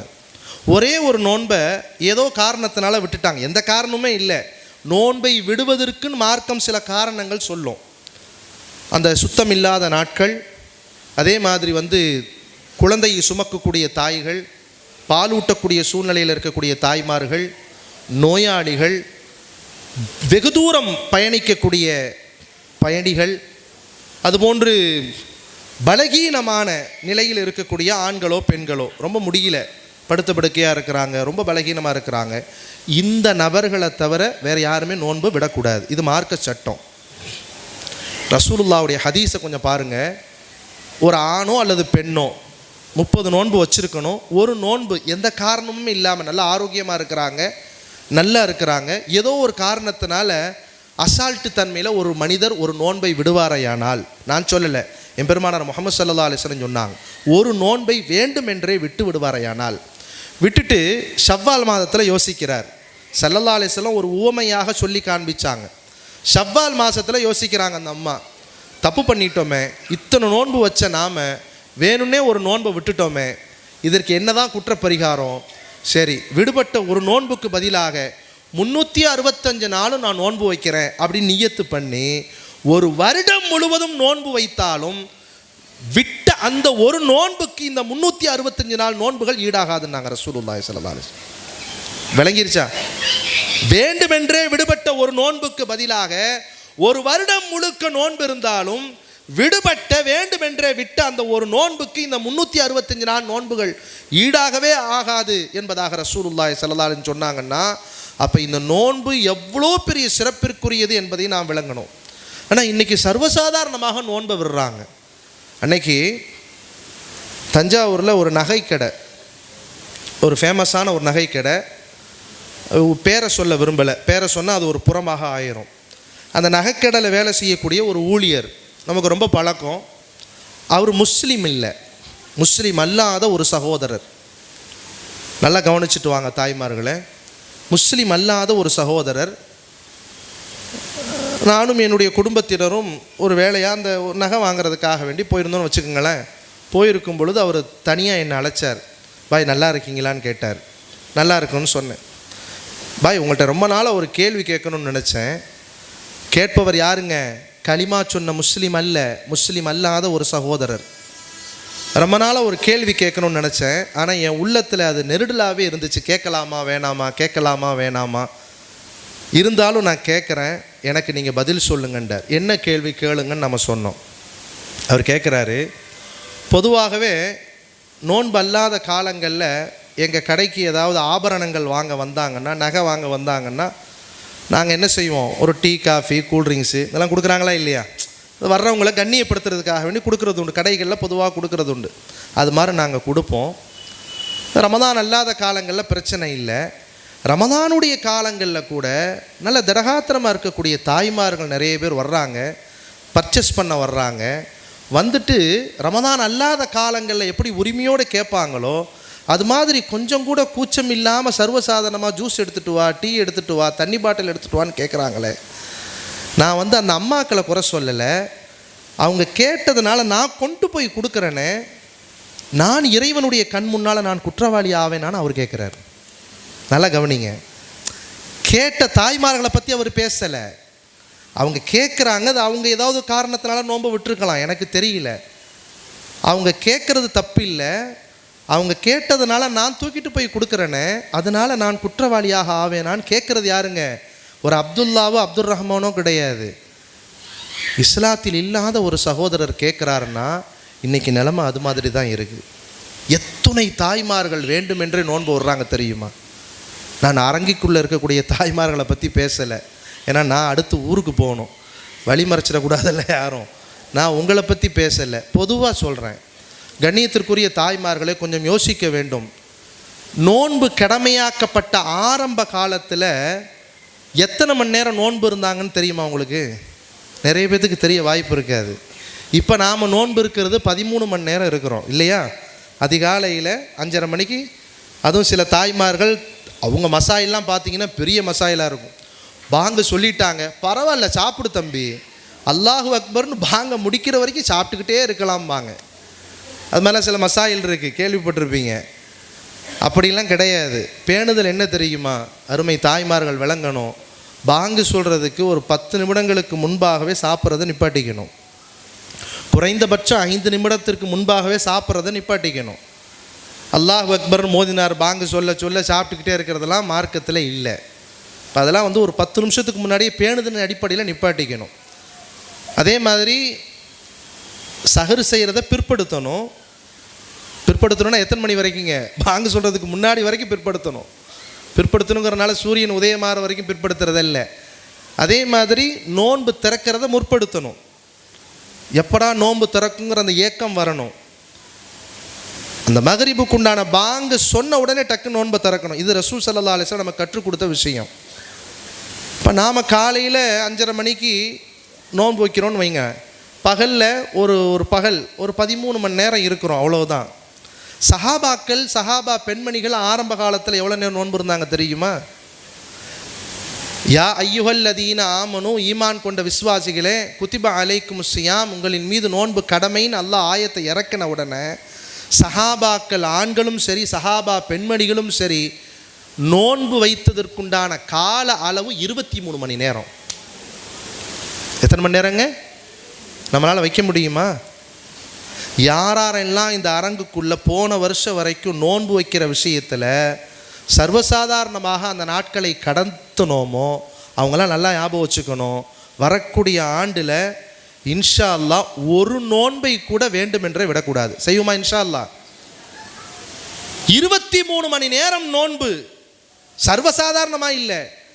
நாம் சாப்பிட்ற மாதிரி எந்த உணவும் உங்களுக்கு கிடைக்கல. சஹருக்கு ஏதாவது மிகப்பெரிய உணவுகள் ஏதாவது தயாரிப்புகள் இருந்துச்சா? எந்த வீட்லையாவது சஹருக்கு ரசம் சோறை தள்ளி வச்சா அன்னைக்கு அந்த வீட்டில் தீபாவளி தான். ஒருத்தர் சொல்கிறார் அன்னைக்கு வருத்தப்பட்டு, அது சிரிக்கிறதுக்காக வேண்டி சொல்லலை, சிந்திக்கணும். அஜர்த்து நான் பட்ஜெட் போட்டு குடும்பம் நடத்திக்கிட்டு இருக்கிறேன், ரமதானுடைய காலத்தில் செலவினங்கள் பார்க்குறேன், ரமதான் அல்லாத காலங்கள்லையும் செலவினத்தை பார்க்குறேன். ரமதானில் நோன்பு தான் வச்சுருக்கிறோம், ஆனால் ரமதான் அல்லாத காலங்களை விட ரமதானுடைய காலங்களில் என்னுடைய செலவு அதிகமாகுது அப்படிங்கிறார். காரணம் என்ன? சஹருடைய நேரத்தில் அல்லாஹ்வுடைய கிருபையினால் அசைவம் இல்லாமல் யாருமே சாப்பிட்றது இல்லை. அல்லாஹ் நமக்கு தர்ற அனுபவிக்கிறோம், தப்புன்னு சொல்ல வரல. ஏதாவது ஒரு அசைவம், அப்புறம் செய்வோம், அப்புறம் தயிர், ரசம், வாழைப்பழம், வெத்தலை பாக்கு வரைக்கும் வருதா இல்லையா? நீடிக்குது சஹருடைய நிலைமை. இனி இஃப்தாருக்கு கஞ்சி, வடை, சர்பத்து, அது இது. எந்த சஹாபி சஹருடைய நேரத்தில் இவ்வளவு அதிகமான உணவுகளை எடுத்தது? எந்த சஹாபி பெண்மணி இஃப்தாருடைய நேரத்தில் இவ்வளவு அதிகமான உணவுகளை எடுத்ததுன்னு சொல்லுங்கள் பார்ப்போம். ரசூலுல்லாஹ் ஸல்லல்லாஹு அலைஹி வஸல்லம் அவர்கள் 2 உணவை கையில் வச்சுக்கிட்டாங்க. எங்களுடைய காலத்தவருக்கு சிறந்த உணவுகள் இந்த 2 தான். நாங்கள் 2 கையிலையும் எடுத்து வச்சுக்கிட்டாங்கம்மா 2 உணவை. எங்களுடைய காலத்தவருக்கு, வாழக்கூடிய மக்களுக்கு சிறந்த உணவு நாங்கள் அதிகமாக உட்கொள்வது இதைத்தான். என்ன தெரியுங்களா? ஒரு கையில் நெய் சோறும் இன்னொரு கையில் பிரியாணியுமா? பேரித்தம்பழம் பொதுவான உணவு. ரசூலுல்லாஹி ஸல்லல்லாஹு அலைஹி வஸல்லம் அவர்கள் 2 கையில் எடுத்து வைத்த உணவு, ஒரு கையில் தொளி நீக்கப்படாத கோதுமை, மாவினால் செய்யப்பட்ட ரொட்டி, தொளி நீக்கப்படாத கோதுமை. நம்முடைய சமூகத்தில் இப்போ வளரக்கூடிய சமுதாயம் அந்த ஜெனரேஷன் அதை பார்த்துருக்க கூட மாட்டாங்க. தொளி நீக்கப்படாத கோதுமை. ஆயிஷா ரதியல்லாஹு அன்ஹா வந்தாங்க சில சஹாபாக்கள். பெருமானாருடைய வஃபாத்துக்கு பிறகு ரசூலுல்லாவுடைய உணவு எப்படி இருந்துச்சு, ரசூலுல்லா அதிகமாக சாப்பிட்ட உணவு எது கேட்டாங்க ஆயிஷா ரதியல்லாஹு சொன்னாங்க, அந்த உணவுலாம் உங்களால் சாப்பிடவே முடியாது வாப்பா, அதை நீங்கள் உங்களால் சாப்பிடவே முடியாது. இல்லை நீங்கள் சொல்லுங்கள், நாங்கள் சாப்பிடுவோம். அப்படியா, இங்கே வாங்கன்னு கூப்பிட்டு போய் ஒரு மூட்டைக்குள்ளே கையை விட்டாங்க. அதுலேருந்து எடுத்தாங்க, கோதுமை தூசியாக வந்துச்சு. ஒரு ஊதுனாங்க. நம்முடைய தாய் அன்னை ஆயிஷா ரதியல்லாஹு அன்ஹா ஊதிட்டு அதை ஒரு அரவையில் போட்டு, அதுக்கு பேர் என்ன சொல்லுவாங்க, திருகை, அதில் போட்டு 4 திருகுனாங்க. தண்ணியை போட்டு கொஞ்சம் குழப்பி ரொட்டி அடித்து சாப்பிடுங்கன்னாங்க. அவர் ஒரு வாய் சாப்பிட்டு பார்த்துட்டு, இதையா ரசூலுல்லா சாப்பிட்டாங்கன்னு கேட்டாங்க. இதைத்தான் வாழ்நாளில் அதிகமாக வேண்டி விரும்பி சாப்பிட்டாங்க ரசூலுல்லாஹி ஸல்லல்லாஹு அலைஹி வஸல்லம். எப்படி இருந்திருக்கும்? சஹரில் என்னத்தை சாப்பிட்டாங்க பாருங்க. இன்னொரு கையில் பார்த்தீங்கன்னா, எங்களுடைய காலத்தவருக்கு சிறந்த சால்னான்னு சொல்லி ஒன்றை காமிச்சாங்க. ஒன்று தொளி நீக்கப்படாத கோதுமையினால் செய்யப்பட்ட ரொட்டி, இன்னொரு கையில் பார்த்தீங்கன்னா இந்த ஊறுகாய் கெடாமல் இருக்கிறதுக்கு ஊற்றுவோம்ல வினிகர், காடி, சிறுகாடின்னு சொல்லுவாங்க, வினிகர்னு சொல்லுவாங்க. அதுதான் சிறந்த சால்னாவாம் ரசூலுல்லாவுடைய காலத்தில். கொஞ்சம் யோசிங்க. சரியாக உணவில்லை என்கிற காரணத்தை வைத்து, நேரம் அதிகமாகி போனது என்கிற காரணத்தை வைத்து, ஒரு சஹாபி பெண்மணி கூட ஒரு நோன்பை கூட வேண்டுமென்றே விட்டது வரலாறு இல்லை. 23 மணி நேரம் நோன்பு ஆரம்ப காலத்தில் வச்சாங்க. ஆரம்ப காலத்தில் ஒரு சட்டம் இருந்துச்சு, தாய்மார்கள் கவனிக்கணும், விளங்கிக்கணும். வெறுமன 13 மணி நேரம் வைக்க வேண்டிய நோன்புகளை சர்வசாதாரணமாக விடுகிறோம். நான் விடுகிற நபர்களுக்கு மட்டும் சொல்கிறேன், எல்லாத்தையும் சொல்லலை. யார் இந்த அரங்கிற்குள்ளே ஒரு நபராவது வேண்டுமென்றே நோன்பை விட்டவர்கள் இருந்தால் அவர்கள் விளங்கிக் கொள்ளட்டும். பெருமானாருடைய காலத்திலே சஹாபா பெண்மணிகள் ஆரம்ப காலத்தில் அவர்கள் வைத்த நோன்பினுடைய கால அளவு 23 மணி நேரம். அப்போ இருந்த சட்டம் என்ன தெரியுங்களா? இப்போ என்ன சட்டம்? ஃபஜருக்கு அல்லாஹு அக்பர்னு பாங்கு சொல்கிற வரைக்கும் சாப்பிட்டுக்கலாம் இல்லையா? பகல் முழுக்க நோன்பு இருக்கணும். பிறகு அடுத்து எப்போ சாப்பிடுவோம்? மகரிபுக்கு அல்லாஹு அக்பர்னு பாங்கு சொல்லிட்டு அடுத்து சாப்பிடுவோம். இது இப்போ உள்ள நடைமுறை. பெருமானாருடைய காலத்தில் ஒரு நடைமுறை என்ன தெரியுமா? நம்மை போன்றே மகரிப் தொழுகைக்காக பாங்கு சொல்லப்பட்ட உடனே அவர்கள் சாப்பிடுவார்கள். ஆனால் மறுநாள் காலை வரைக்கும் சாப்பிட மாட்டாங்க. இஷா தொழுகைக்காக அல்லாஹு அக்பர்னு பாங்கு சொல்லப்பட்டா எல்லாத்தையும் நிப்பாட்டிக்கணும். மகரிபுக்கும் இஷாவுக்கும் எவ்வளோ நேரங்க கேப்பு? எவ்வளோ நேரங்க? 1 மணி நேரம், 1.25 மணி நேரம் தான் கேப்பு. இந்த 1.25 மணி நேரத்தில் தான் அவர்கள் சாப்பிடலாம், தண்ணீர் குடிக்கலாம், கணவன் மனைவி சம்பந்தப்பட்ட விஷயங்களை இருந்து கொள்ளலாம். இதுவெல்லாம் அந்த 1.25 மணி நேரம் தான். இஷாவுக்கு அல்லாஹு அக்பர்னு பாங்கு சொல்லப்பட்டு விட்டால், எப்படி நமக்கு ஃபஜருக்கு அல்லாஹு அக்பர்னு பாங்கு சொல்லப்பட்டு விட்டால் எல்லாத்தையும் நாம் நிப்பாட்டிக்கிறோமோ அது போன்று அவங்க நிப்பாட்டிக்கணும். இதுதான் மார்க்க சட்டம். ஆரம்ப காலத்தில் அப்படி இருந்துச்சு. கொஞ்சம் யோசிங்களேன். மகரிப் டு இஷா வரைக்கும் தான் சாப்பிட்றது, தண்ணி குடிக்கிறதெல்லாம். இஷாவுக்கு பாங்கு சொல்லட்டா எதுவுமே தொடக்கூடாது. அடுத்த நாள் மகரிபு வரைக்கும் ஒரு இரவு ஒரு பகல் முழுக்க நோன்பு இருக்க வேண்டும் வைத்தார்கள் சஹாபாக்களும் சஹாபா பெண்மணிகளும். அந்த சட்டம் எப்படி இப்போ உள்ள சட்டமா மாறுச்சு தெரியுமா? அன்சாரி சஹாபி ஒருத்தர், அவர் பேர் எழுதிட்டு வரலாம், யோசிச்சு பார்த்தா வரமாட்டேங்குது.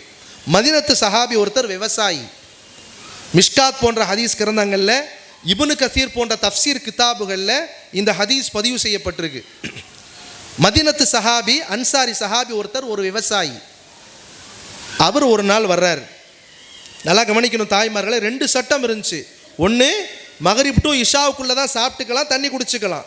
இஷாவுக்கு பாங்கு சொல்லிட்டா நோன்பு ஸ்டார்ட் ஆயிரும், அடுத்த நாள் நோன்பு ஸ்டார்ட் ஆயிரும். அப்படி ஒரு சட்டம். 2வது சட்டம் என்ன தெரியுமா? அதை விட பயங்கரமான சட்டம். என்ன சட்டம்?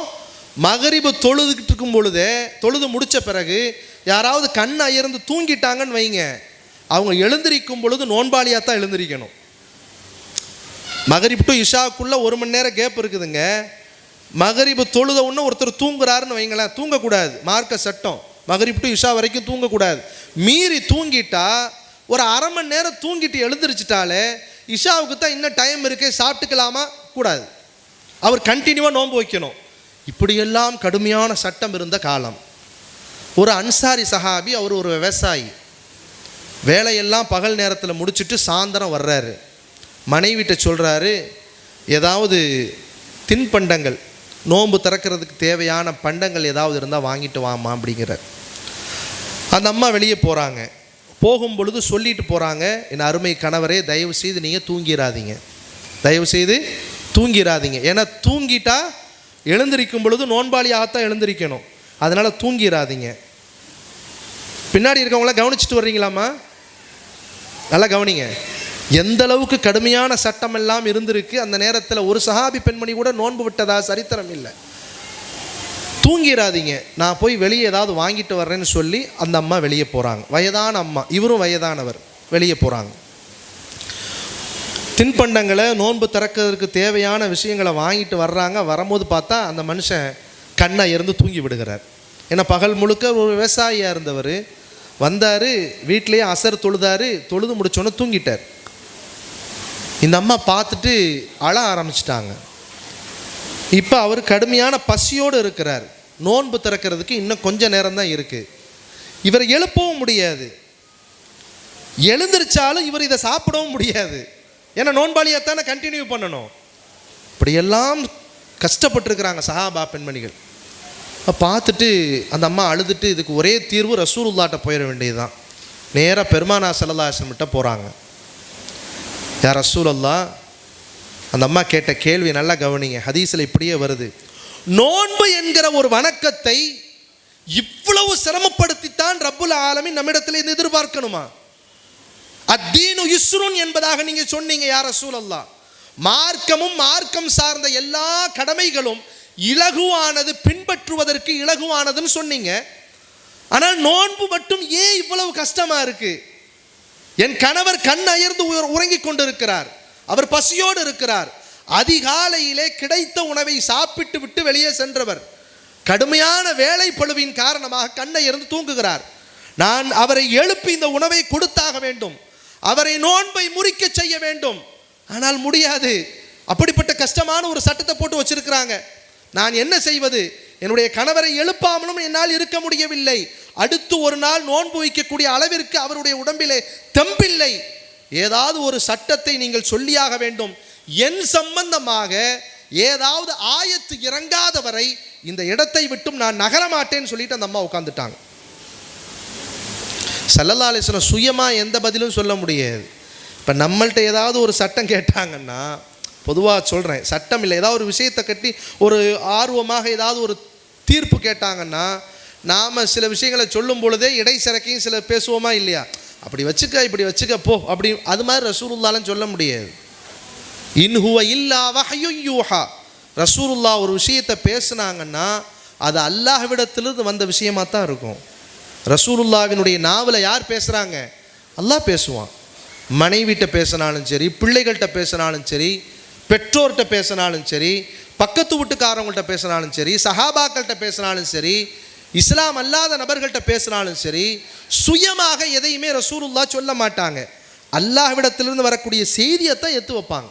இப்போ அந்த சஹாபி பெண்மணி சொன்னாங்க, என் கணவர் சம்பந்தமாக, என் சம்பந்தமாக ஏதாவது ஒரு தீர்ப்பு இங்கே இறங்கணும், அது இறங்காமல் நான் இந்த இடத்த விட்டு போக மாட்டேன். அந்த அம்மா உட்காந்துட்டாங்க அழுதுகிட்டே. நம் போன்றவர்களுக்காக குரல் கொடுத்த அந்த தாய் இல்லைன்னா இன்னைக்கு நோன்பினுடைய கால அளவு எத்தனை மணி நேரம் இருந்திருக்கும்? 23 மணி நேரம் இருந்திருக்கும். அருமை தாய்மார்களை யோசிக்கணும். அந்த அம்மாவினுடைய கண்ணீர் தான் இன்றைக்கு நமக்கு 13 மணி நேரமாக குறைக்கப்பட்டு இருக்கிறது. இதை கூட நாம் வைக்கலைன்னு சொன்னால் அல்லாஹ் பாதுகாக்கணும். அந்த அம்மா உட்காந்துட்டாங்க. கொஞ்ச நேரத்திலே ஜிப்ராயில் அலைஹிஸ்ஸலாத்து வஸ்ஸலாம் வஹியை கொண்டு வர்றாங்க. உஹில்ல லக்கும் லைலத்து ஸியாமி ரஃபது இலா நிசாஇக்கும் ஹுன்ன லிபாசுல் லக்கும் வ அன்தும் லிபாசுல் லஹுன் என்கிற அந்த ஆயத்து சூரத்துல் பக்கரால 2வது ஜுஸூல வருது. ஒரு நீண்ட நெடிய ஆயத்து. அந்த ஆயத்தை எடுத்து படித்து பார்த்தீங்கன்னா தெரியும். அருமை தாய்மார்கள்ட்ட நாம் வைக்கக்கூடிய ஒரே ஒரு வேண்டுகோள் என்ன தெரியுமா? ஞாபகம் வர்றதுனால சொல்கிறேன். தயவு செய்து ரமதானிலே குர்ஆனினுடைய நெருக்கத்தை உருவாக்கிக்கிங்க. குர்ஆனுடைய நெருக்கத்தை உருவாக்கிக்கிங்க. ஒரு காலம் இருந்துச்சு, தெருக்கள் வழியாக சென்றோமையானால் தாய்மார்கள் குர்ஆனுடைய ஆயத்துக்களை சப்தமிட்டு ஓதிட்டு வருவாங்க. நான் பார்த்துருக்குறேன். சின்ன பிள்ளையிலிருந்து ஓதக்கூடிய காலங்களில் எங்களுடைய கிராமங்கள் எல்லாம் போயிட்டுருக்கும் பொழுது பார்த்தா இந்த பக்கம் வீடுகள் அந்த பக்கம் வீடுகளில் பகல் நேரங்களில் இரவு காலங்களில் தாய்மார்கள் சப்தம் போட்டு ஓதுவாங்க. ஆனால் இன்றைக்கி அநேகமான வீடுகளில் இருந்து வரக்கூடிய சப்தம் நீங்களே சொல்லிட்டீங்க, நான் ஏன் சொல்லணும், டிவியுடைய சப்தம். காலையில் ஆரம்பித்தா இரவு வரைக்கும் அதை பார்க்கக்கூடிய ஒரு சூழ்நிலை. அல்லாஹ் பாதுகாக்கணும். இன்னும் சில சீதேவிகள் இப்படியும் இருக்கிறாங்க. பகல் காலங்களில் நோன்பு வச்சுருக்கோம், அதை பார்க்கக்கூடாது, அதை நோன்பு திறந்த பிறகு கதா செஞ்சுக்கலான்னு சொல்லி நோன்பு திறந்த பிறகு யூடியூப் வழியாக அதை பார்க்குற தாய்மார்களும் இருக்கிறாங்க. சுப்ஹானல்லாஹ். ஹாஸ்பிட்டலில் அன்றைக்கி உட்காந்துருந்தேன். ஹாஸ்பிட்டலில் ஒரு வேலையாக ஒரு டாக்டரை பார்க்குறதுக்காண்டி போயிருந்தோம். அங்கே ஒரு அம்மா சண்டை போடுது, புர்கா போட்ட அம்மா. அங்கே இருக்கக்கூடிய செவிலியர்கிட்ட சத்தம் போட்டு வை, இந்த டிவியை வை, டைம் இத்தனை ஆயிடுச்சு. எந்த அளவுக்கு அடிக்டாக இருக்கிறோன்னு பாருங்கள். அல்லாஹ் பாதுகாக்கணும். என்ன சொல்லிட்டு வந்தேன் இடையில?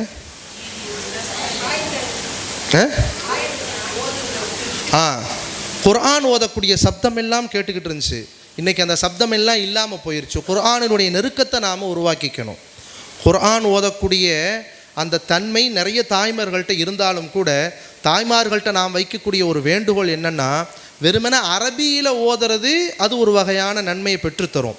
குர்ஆனுக்கு ஒவ்வொரு ஆணும் பெண்ணும் செய்யக்கூடிய 4 கடமைகள் இருக்கிறது. இது இடையில ஞாபகம் வர்றதுனால சொல்கிறேன். 1, நல்ல முறையில் ஓதணும். இன்றைக்கி அநேகமான தாய்மார்கள் கூச்சப்படுறாங்க. நான்லாம் போய் ஓதிட்டு கற்றுக்கிட்டு எனக்கு வயசு 50 ஆகுது 60 ஆகுது. கொஞ்சம் நல்லா ஞாபகம் வச்சுக்கணும். ரசூலுல்லாவுக்கு முதல்ல இக்ரா பிஸ்மி ரப்பிக்கல்லதி ஹலக்குங்கிற ஆயத்து தான் இறங்குச்சு இல்லையா? அப்போ ரசூலுல்லாவுடைய வயசு என்னங்க? 40 வயசு. இன்றைக்கி நாம் 40 வயசு தாண்டிட்டாலே 30 வயசு தாண்டிட்டாலே இனிமேல்லாம் என்னால் ஓத முடியாத அஜர்த்து, நான் போய் ஓத கற்றுக்கிட்டேன்னா என்னை பார்த்து சிரிப்பாங்க அப்படிங்கிறாங்க. அல்லாஹ் பாதுகாக்கணும். பெருமானாருடைய 40 வயதில் தான் குர்ஆனினுடைய முதல் ஆயத்து இறங்குச்சு. 63 வயசில் தான் கடைசி ஆயத்து இறங்குச்சு. 23 வருடங்கள் பெருமானாருடைய வாலிப காலமெல்லாம் போய் வயோதிக காலம் ஆரம்பிக்கக்கூடிய நேரத்தில் தான் குர்ஆனுடைய வசனங்கள் இறங்க ஆரம்பிச்சு. ஹதீஸில் பார்க்குறோம், அஸ்ஹாபே சுஃபான்னு கேள்விப்பட்டிருப்பீங்க. பெருமானார் ரசூல் ஸல்லல்லாஹு அலைஹி வஸல்லம் நடத்திய முதல் மதரசா, திண்ணை தோழர்கள் பயின்ற இடம். அந்த திண்ணை தோழர்கள்னு சொல்கிறாங்களா இல்லையா? அதில் அநேகமான சஹாபாக்களுடைய வயது 50க்கு மேலே. வலகத் யஸ்ஸர்னல் குர்ஆன லிذிக்ரி ஃபஹல் மின் முத்தக்கிர். குர்ஆனை ஓதுவதை, குர்ஆனை விளங்குவதை, அதன்படி அமல் செய்வதை, பிறருக்கு எத்தி வைப்பதை, கற்பதை, கற்றுக் கொடுப்பதை எல்லாவற்றையுமே அல்லாஹ் லேசாக்கி வைத்திருப்பதாக குர்ஆனில் அல்லாஹ் ஒரு இடத்துல இல்லை, பல இடங்கள் அல்லாஹ் சொல்லி காண்பிக்கிறான். அதனால் வயதெல்லாம் ஒரு தடையே இல்லை. வயதெல்லாம் ஒரு தடை இல்லை. குர்ஆனை கற்றுக்கிறதுக்கு முயற்சி செய்யுங்க. நீ பெண்களாக இருக்கக்கூடிய நேரத்தில் வயது முதிர்ந்த பெண்கள் யாராவது இருந்தாங்கன்னா வீட்டுக்கு வரவழைச்சி குர்ஆனை கற்றுக்கிறதுக்கு உண்டான முயற்சி செய்யுங்க. கண்டிப்பாக சொல்லுவேன், உறுதியாக சொல்லுவேன், நீங்கள் பேசிக்கிலிருந்து குர்ஆனை சரளமாக ஓத கற்றுக்கிறதுக்கு தேவையான நாட்கள் எவ்வளோ தெரியுமா? வரக்கூடியவர்கள், கற்றுக் கொடுப்பதற்காக வரக்கூடியவர்களும் உங்களுடைய ஆர்வமும் 6 மாதங்கள் போதும். 6 மாதத்தில் அலிஃபே தெரியாதவங்க அலிஃபேலேருந்து ஆரம்பித்து இலகுவாக சரளமாக தஜ்வீதோடு குர்ஆனை இலகுவாக கற்றுக்கொள்ள முடியும். கற்றுக் கொடுத்துருக்கோம் ஏற்கனவே பல பேருக்கு. அதனால் தயவு செய்து தாய்மார்கள் குர்ஆனை ஓத கற்றுக்கணும். குர்ஆனுடைய நெருக்கத்தை உண்டாக்கிக்கணும். ரமதான் அல்லாத காலங்கள்லையும் சரி, குறிப்பாக ரமதானுடைய காலங்களில் அதிகமாக குர்ஆனினுடைய அந்த நெருக்கத்தை உண்டாக்கி கொள்ளணும். வெறுமேல அரபியில் ஓதுவது மட்டும் அல்லாமல் தமிழிலே அதை எடுத்து படிக்க முயற்சி செய்யணும். நான் சொல்ல வந்தது அதுதான். யாசின் சூரா ஓதுறோம், எல்லா நேரங்கள்லையும் ஓதுறோம், எல்லா இடங்கள்லையும் ஓதுறோம். தேவைகளுக்கு யாசின் சூறாவை ஓதுகிறோம். யாசின் சூறாவிலே அல்லாஹ் என்ன சொல்கிறான் என்று எத்தனை பேருக்கு தெரியும்? நான் இதை மமதையாக பெருமையாக கேட்கவில்லை, எல்லாரும் புரிஞ்சுக்கணுங்கிறதுக்காக வேண்டி கேட்கிறேன். தாய்மார்கள் கொஞ்சம் யோசிக்கணும். ஒரு குல் ஹுவல்லாஹ் சூறாவிலே முழு குர்ஆனினுடைய சாராம்சத்தையும் அல்லாஹ் சொல்லி வைக்கிறான். ஒரு குல் ஹுவல்லாஹ் சூறால வெறுமனே 4 ஆயத்துகள் 5 ஆயத்துகள் இருக்கக்கூடிய குல் ஹுவல்லாஹ் சூறாவிலே முழு குர்ஆன் ஷரீஃபினுடைய சாராம்சத்தை அல்லாஹ் சொல்றான். அல்ஹம்து சூராவினுடைய அர்த்தம் எத்தனை பேருக்கு தெரியும்? யாசின் சூராவினுடைய அர்த்தம் எத்தனை பேருக்கு தெரியும்? அப்ப குர்ஆனை அரபியிலே ஓதினால் நன்மை என்றாலும் கூட குர்ஆனை அரபியிலே ஓதுவதை விட அதை ஒரு பக்கம் விளங்குவதிலேயும் அந்த ஆர்வத்தை காட்ட வேண்டும். செய்வோமா இன்ஷா அல்லாஹ்? ரமதானுடைய காலங்களில் ஒரு முடிவு எடுத்துக்கணும். ஒரு நாளைக்கு 5 பக்கம் 6 பக்கம் நான் ஓதுவேன் என்கிற அந்த ஒரு எண்ணத்தோடு நாம் இன்ஷா அல்லாஹ் பயணிக்க வேண்டும். கண்ணியத்திற்குரிய தாய்மார்களை விஷயத்துக்கு வர்றேன். ரசூலுல்லாஹி எத்தனை மணி வரையும் பேசுகிறேன்? நீங்கள் முடிக்க சொன்னால் முடிச்சிடுவேன். ரசூலுல்லாஹி ஸல்லல்லாஹு அலைஹி வஸல்லம் காலத்தில் வாழ்ந்த அந்த பெண்மணி பெருமானாருடைய வாசலில் உட்காந்துட்டாங்க. இதற்கு எனக்கு விட தெரியாமல் நான் எந்திரிக்க மாட்டேன்னு சொல்லி அல்லாஹ் ஆயத்தை இறக்கனா, ஓ ஹில்லலக்கும் லைலத்து சியாமிர் ரஃபத்து இலா நிசாயிக்கும் ஹுன்ன லிபாசுல்லக்கும் வ அன்தும் லிபாசுல்லஹுன். இந்த ஆயத்தில் அல்லாஹ் அர்த்தத்தை எடுத்து படித்து பாருங்க, தெரியும். பல விஷயங்களை அல்லாஹ் சொல்லிட்டு வருவான். அதில் சுருக்கமாக விளங்கிறதா இருந்தால் எந்த நேரத்தில் நோன்பை ஸ்டார்ட் பண்ணணும், எந்த நேரத்தில் முடிக்கணும், இப்போ உள்ள கால நடைமுறையை அல்லாஹ் அந்த ஆயத்திலே சொல்லி காட்டுவான். ஒரு சஹாபி பெண்மணியினுடைய அழுகுரல் இன்றைக்கு பார்த்தீங்கன்னா 23 மணி நேரத்திலிருந்து 13 மணி நேரமாக குறைக்கப்பட்டு இருக்கிறது என்றால் அந்த காலத்திலே சஹாபி பெண்மணிகள் கால அளவு அதிகமாக இருந்த காரணத்தினாலோ அல்லது சரியான உணவு இஃப்தாருக்கும் சஹருக்கும் கிடைக்கவில்லை என்கிற காரணத்தை வைத்தோ ஒரு சஹாபி பெண்மணி கூட ஒரு நோன்பை கூட விட்டது வரலாறு இல்லை. நம்மை போன்று சாதாரணமான ஒரு சூழ்நிலையில் அந்த சஹாபாக்கள் வாழலைங்க. வேக்குதுங்கிறனால ஃபேனை போட்டுக்கிறோம். கடுமையான வெப்பத்திற்கு பெயர் போன நாடு சவுதி அரேபியா, எல்லாத்துக்குமே தெரியும். சீதோஷ நிலைக்கு தக்கவாறு தங்களுடைய உடம்புடைய சூழ்நிலையை மாற்றி அமைத்து கொள்ளக்கூடிய எந்த ஒரு காரணிகளையும் எந்த ஒரு உபகரணங்களையும் சஹாபாக்கள் பெறலை. வேக்குதுன்னா ஃபேனை போட்டுக்கிறோம். இன்னும் கொஞ்சம் வசதி இருக்கிறவங்க ஏசி போட்டுக்கிறாங்க. காரில் ஏசி, ஆஃபீஸில் ஏசி, கடையில் ஏசி, ஹாலில் ஏசி, ரூமில் ஏசி, எல்லா இடத்துலையும் ஏசி போட்டுக்கிறோமா இல்லையா? சஹாபாக்களுடைய காலத்தில் அப்படிங்கெல்லாம் இல்லை. ஹதீஸில் வருது, எங்களுடைய காலத்தவர்களுக்கு குளிர் அடித்தாலும் கடுமையாக குளிர் அடிக்கும், வெயில் அடித்தாலும் கடுமையாக வெயில் அடிக்கும். ஆக சீதோஷ நிலைக்கு தக்கவாறு உடம்பை மாற்றிக்கொள்ளக்கூடிய எந்த காரணிகளும் இல்லை. சாப்பாடும் சரியா இல்லை, கால அளவும் அதிகமான கால அளவு. இப்படி கஷ்டத்திலும் கூட ஒரு சஹாபியோ ஒரு சஹாபி பெண்மணியோ ஒரு நோன்பை கூட விடலை. அதனால் தயவு செய்து தாய்மார்கள் யோசிக்கணும்.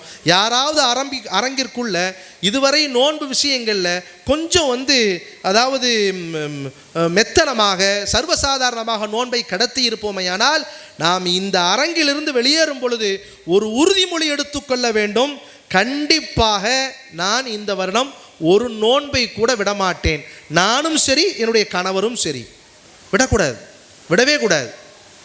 வீட்டுக்கார் எவ்வளோ சொன்னாலும் சரி ஒத்துக்காதீங்க. பல விஷயங்கள் அடம்பிடிக்கிறோமா இல்லையா? தாய்மார்கள் கோச்சிக்க கூடாது. ஏதாவது ஒரு பொருள் வாங்கி தரலை, கணவன் தேவையை பூர்த்தி செய்யலைன்னா அன்னைக்கு ஒவ்வொரு பிடிவாதம் காட்டுவாங்க. அந்த பிடிவாதத்தை ரப்புக்காக காட்டுவோம், அல்லாஹ்விற்காக காட்டுவோம். அப்படி ஒரு உறுதிமொழி எடுப்போம். ஏன் இவ்வளோ தூரம் இந்த விஷயத்தை ரொம்ப ஆணித்தரமாக சொல்கிறேன் தெரியுங்களா? ரசூலுல்லாஹி ஸல்லல்லாஹு அலைஹி வஸல்லம் அவங்க ஹுத்துபா மெம்பர் படியில் ஏறுவதற்காக காலை வைக்க போனாங்க. இந்த ஹதீஸ்லாம் நமக்கெல்லாம் தெரியும், புது ஹதீஸ் ஒன்றும் இல்லை. பல உலமாக்கள் மூலமாக கிதாபுகளின் மூலமாக கேட்டு படித்த ஹதீஸ் தான் இது. ஸல்லல்லாஹு அலைஹி வஸல்லம் வெள்ளிக்கிழமை நாள் ஹுத்துபாவுக்காக மெம்பர் படியில் காலை வைக்க போனாங்க இல்லையா? இப்போ என்னாச்சு நீங்களே சொல்லுங்களேன். யார் சொன்னது? யாருங்க? ரசூலுல்லாஹ் ஆமீன் சொன்னாங்க. முன்னால் யார் வந்தது? ஜிப்ராயில் அலைஹிஸ்ஸலாத்து வஸ்ஸலாம். மெம்பர் படியில் காலை வைக்க போனாங்க. இது எல்லாருக்கும் தெரிஞ்ச ஹதீஸ் தான். இந்த ஹதீஸுடைய நுணுக்கத்தை கொஞ்சம் யோசிக்கணும். காலை வைக்க போகிறாங்க, முன்னாடி ஜிப்ராயில் அலைஹிஸ்ஸலாம் திடீர்னு வந்துடுறாங்க. எப்போவுமே அது மாதிரி நிகழ்வுலாம் நடக்கிறது இல்லை. ஹுத்துபா ஓதக்கூடிய நேரத்தில் ஜிப்ராயில்லாம் எப்போவுமே வந்தது கிடையாது. அந்த நாள் வர்றாங்க. காலை வைக்க போகும்போது ஜிப்ராயில் முன்னால் நிற்கிறாங்க. ரசூலுல்லாஹ் கண்ணுக்கு மட்டும்தான் தெரிகிறாங்க. மலக்குகள் சஹாபாக்களுடைய கண்களுக்கெல்லாம் தெரிய மாட்டாங்க. ஸல்லல்லாஹு அலைஹி வஸல்லம் பார்த்துட்டு ஆச்சரியப்பட்டாங்க. ஒவ்வொரு படியிலும் காலை வைக்கும்போது ஒரு பத்துஆ, துஆ இல்லை பத்துஆ, கெட்ட பிரார்த்தனை யாருடைய வாயிலிருந்து வெளிப்படுது? ஜிப்ராயில் அலைஹிஸ்ஸலாத்து வஸ்ஸலாம் வாயிலிருந்து வெளிப்படுது. ஆமீன்னா ரசூலுல்லாஹ்வுடைய வாயிலிருந்து வெளிப்படுது. ஆமீன்னா என்ன? நான் அதை ஏற்றுக்கிறேன்னு அர்த்தம். அல்லாஹ் நீ நடத்தி வைன்னு அர்த்தம். என்ன பத்துவா செய்கிறாங்க? 3 பத்துவா செஞ்சாங்க. அந்த 3ஐ இப்போ சொல்லிக்கிட்டு இருந்தால் நேரம் ஆயிரும். அதில் முக்கியமாக நமக்கு தேவையான பத்வா என்னன்னா, ஜிப்ராயில் அலைஹிஸ்ஸலாத்து வஸ்ஸலாம் இப்படி பத்வா செய்கிறாங்க, யா அல்லாஹ் ரமலானுடைய மாதம் எந்த ஆணிடத்திலேயோ அல்லது பெண்ணிடத்திலேயோ வந்து அந்த மாதத்தை நோன்பு வைத்து இதர இபாதத்துகளை கொண்டு அந்த மனிதன் அதை சங்கை செய்யவில்லையோ, ரமலானுடைய மாதம் கையில் கிடைக்கிது, அதை எந்த ஆண் மகனோ அல்லது பெண் மகளோ யாராவது ஒரு நபர் அதை சங்கை செய்யவில்லையோ அவன் நாசமாக போகட்டும் அப்படின்னு பத்வா செஞ்சது யாருங்க? ஜிப்ராயில் அலைஹிஸ்ஸலாத்து வஸ்ஸலாம். ஆமீன் சொன்னது யாரு? நபி ஸல்லல்லாஹு அலைஹி வஸல்லம். இந்த ஹதீஸ் எல்லாருக்கும் தெரியும். இப்போ ஒரு விஷயத்தை கவனிங்க, ஒரு மலக்குடைய பத்துவாவை, ஒரு நபியினுடைய பத்துவாவை வாங்கி இந்த உலகத்தில் நாம் நிம்மதியாக இருந்துட முடியுமா? மனிதனுடைய பத்துவாவுக்கே நாம் தாங்க மாட்டோம் இல்லையா? வயசானவங்க வாயில் விழுந்துடாதீங்கன்னு சில பேர் சொல்லுவாங்க. ஹதீஸில் வருது, வயதானவர்களுடைய பத்துவா மிக கடுமையாக இருக்கும். பயணம் செய்கிறாங்க பாருங்க, பயணம் செய்யக்கூடிய நேரத்தில் செய்யக்கூடிய பத்துவா. அதே மாதிரி பார்த்தீங்கன்னா அநீதம் இழைக்கப்பட்டவருடைய பத்துவா, இந்த பத்துவாலாம் உடனே கபூல் ஆயிரும். இப்போ மனிதர்களுடைய பத்துவாவே மிக கடுமையானதுன்னு சொன்னால், ஒரு மலக்குடைய பத்துவாவை, ஒரு நபியினுடைய பத்துவாவை வாங்கி இந்த உலகத்தில் நாம் நிம்மதியாக இருந்து விட முடியுமா? அதனால் தாய்மார்கள் நல்லா விளங்கிக்கணும். நிறைய பேர் இப்படின்னு நினைக்கிறாங்க, நான் வச்சிட்றேன் அஜர்த்தி, என் வீட்டுக்காரை என்னால் திருத்த முடியல. இல்லை, தயவு செய்து கண்டிப்பாக எப்படியாவது இந்த நோன்பை ஒவ்வொரு பெண்களும் தன்னுடைய வீட்டுக்கார்ட்ட நோக்கக்கூடிய ஒரு சூழ்நிலையை உருவாக்க வேண்டும். செய்வோமா இன்ஷா அல்லாஹ்? நாளை மறுமை நாளில் ரசூல் ஸல்லல்லாஹு அலைஹி வஸல்லம் சொன்னாங்க, கணவனை பற்றி மனைவியிடத்தில் விசாரிக்கப்படும், மனைவியை பற்றி கணவனிடத்தில் விசாரிக்கப்படும். கணவன் ஒரு தவறு செய்தால் அதற்கு காரணகர்த்தாவாக இருப்பவள் மனைவி, கண்டிப்பாக விசாரிக்கப்படும். நான் ஒன்றுமே செய்யலை அஜர்த்து, என் கணவர் செஞ்ச குற்றத்துக்கு நான் எப்படி ஆளாக முடியும்? தடுக்கக்கூடிய நிலையிலே நாம் இருக்கிறோம், கண்டிப்பாக தடுத்தே ஆக வேண்டும். நாம் நோன்பு வச்சா மட்டும் பத்தாது, நம்முடைய கணவர்மார்களும் நோன்பு வைக்க வேண்டும், நம்முடைய பிள்ளைகளும் நோன்பு வைக்க வேண்டும். சின்ன குழந்தைங்க பிரச்சனை இல்லை, ஓரளவுக்கு வளர்றாங்கன்னு சொன்னால் அவங்களையும் நோன்பு வைக்க பழக்குங்க. நம்ம அடிக்கடி சொல்கிறது, சஹாபாக்களுடைய காலத்தில் எடுத்து பார்த்தீங்கன்னா சின்ன பிள்ளைகளை சஹருக்கு எழுப்பி விடுவாங்க. நிறைய தாய்மார்கள் இன்றைக்கி செய்ய மாட்டேங்கிறாங்க. என் பிள்ளை காலையில் சீக்கிரமே ஸ்கூலுக்கு எந்திரிச்சு போகிறான், நான் சஹரில் எழுப்பிட்டா அவனுடைய தூக்கம் கெட்டு போயிடும் அப்படின்லாம் சொல்கிறாங்க. இல்லை, அந்த பக்குவப்படுத்திட்டோன்னு வைங்களேன், கண்டிப்பாக இஸ்லாத்தினுடைய நெறிமுறைகளோடு அந்த குழந்தை வளரும். அது ட்ரெஸ் கோட்லையாக இருந்தாலும் சரி, மார்க்க நெறிமுறைகள்லையாக இருந்தாலும் சரி, சின்ன பிள்ளையிலிருந்து அந்த ஹிஜாபோட பழக்கணும் ஒரு பக்கம். மறுபக்கம் பார்த்தீங்கன்னு சொன்னால் தொழுகையுடைய விஷயங்கள், மார்க்க நெறிமுறைகள், ஒழுக்கங்கள், இதனோடு சேர்ந்து ரமலானுடைய காலங்களில் நோன்பு வைக்கக்கூடிய ஒரு பக்குவம். அஜர்த்தி என் பிள்ளைலாம் தாங்க மாட்டான், தாங்காட்டி பரவாயில்ல, பாதி நோன்பு தான் வைக்கிறாங்க, இடையில முறிச்சிட்டா பரவாயில்ல, பிள்ளைகளுக்கு நோன்பு கட்டாய கடமை இல்லை.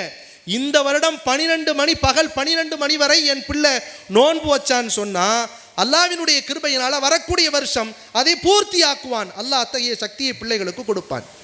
செய்வோமா இன்ஷா அல்லாஹ்? நபியினுடைய காலத்திலே பொம்மை இருக்குது பாருங்கள், விளையாட்டு பொம்மைகள், அதையெல்லாம் வச்சு பிள்ளைகளுக்கு நேரத்தை கடத்தி கடத்தி கடத்தி சாப்பாடு தண்ணி கொடுக்காம இன்னும் கொஞ்சம் நேரம் தான் இருக்குது, விளையாடு விளையாடுன்னு சொல்லி சொல்லி அந்த தாய்மார்கள் அந்த நோன்பை பூர்த்தியாக்கியதாக நமக்கு வரலாறுல பார்க்குறோம். நோன்பின் மீது எவ்வளவு ஒரு ஆசை இருந்தால், ஆர்வம் இருந்தால், அந்த சஹாபா பெண்மணிகள் சின்ன குழந்தை என்று பாராமல் அந்த குழந்தைகளுக்கு அப்படிப்பட்ட ஒரு பக்குவத்தை ஊட்டி இருப்பாங்கன்னு கொஞ்சம் யோசிக்கணும் தாய்மார்களை. அதனால் நோன்பினுடைய காலங்களில் நேரம் கம்மியான நேரம்தான், யாரும் ஒரு நோன்பை கூட விட்டு விடாமல் முழுக்க முழுக்க 30 நோன்புகளையும் பூர்த்தியாக்கக்கூடிய ஒரு சூழ்நிலையை நாம் உருவாக்கி கொள்ள வேண்டும். இறுதியாக ஒரே ஒரு விஷயத்தை சொல்லி நான் முடிக்கிறேன். ஒரு ஆணோ அல்லது பெண்ணோ அவருடைய நோன்பு எப்பொழுது 100% மார்க் வாங்கி தந்துறீங்களா? 8:15 முடிச்சிடலாமா? சொல்லுவேன். ஒரு நோன்பாளியினுடைய நோன்பு 100% எப்போ நன்மையை பெற்றுத்தரும் தெரியுமா? ஹதீஸில் வருது, ஒரு ஆணோ அல்லது பெண்ணோ நோன்பு வைக்கக்கூடிய காலங்களில் 2 விஷயத்தில் ரொம்ப ரொம்ப ரொம்ப ரொம்ப பேணுதலாக இருக்கணுமா மார்க்கம் சொல்லுது. ஒன்று ஹலாலான உணவு, அது சஹருடைய உணவாக இருந்தாலும் சரி, இஃப்தாருடைய உணவாக இருந்தாலும் சரி, எடுக்கக்கூடிய உணவு அது ஹலாலாக இருக்கணும். அதில் ரொம்ப கவனமாக இருக்கணும். ரெண்டாவது விஷயம், நோன்பு காலங்களில் ஐம்புலன்களை பேணி பாதுகாக்கக்கூடிய ஒரு சூழ்நிலையாக இருக்கணும். வெறுமனே காலையில் சஹர் செஞ்சுட்டு மாலையில் நோன்பு திறக்கக்கூடிய நேரத்தில் நான் பகல் முழுக்க நோன்பு வச்சுட்டேன் நாம் நினச்சிக்கலாம். அந்த நோன்பு நமக்கு எவ்வளோ நன்மையை பெற்றுத்தரும் தராதுங்கிறது ரப்புல் ஆலமீனுக்கு மட்டும்தான் தெரியும். பகல் காலங்களில் நாம் வைக்கக்கூடிய அந்த நோன்பு நம்முடைய ஐம்புலன்களை பேணி பாதுகாக்கக்கூடிய நிலையில் அந்த நோன்பு இருக்க வேண்டும். குறிப்பாக ஐம்புலன்கள்ங்கிறது செவிப்புலன், பார்வை, சிந்தனை, அதே மாதிரி நாவு, இதெல்லாம் ஐம்புலன்னு சொல்லுவோம். இந்த ஐம்புலன்களில் ரொம்ப ரொம்ப பேணி பாதுகாக்கக்கூடிய ஒரு உறுப்பு நாவாகத்தான் இருக்கணும். தாய்மார்கள் ரொம்ப ரொம்ப கவனமாக இருக்கணும். அதில் அல்லாஹ் எனக்கு ஹிதாயத்தை தரணும், உங்களுக்கு ஹிதாயத்தை தரணும். ஆமீன் சொல்லுங்கள். ரசூலுல்லாஹி ஸல்லல்லாஹு அலைஹி வஸல்லம் சொன்னாங்க ஒரு சபையில், மனில் முஃப்லிஸ், ஏழை என்பவன் யார் தெரியுமா என்று கேட்டாங்க. ஏழை என்பவன் யார்?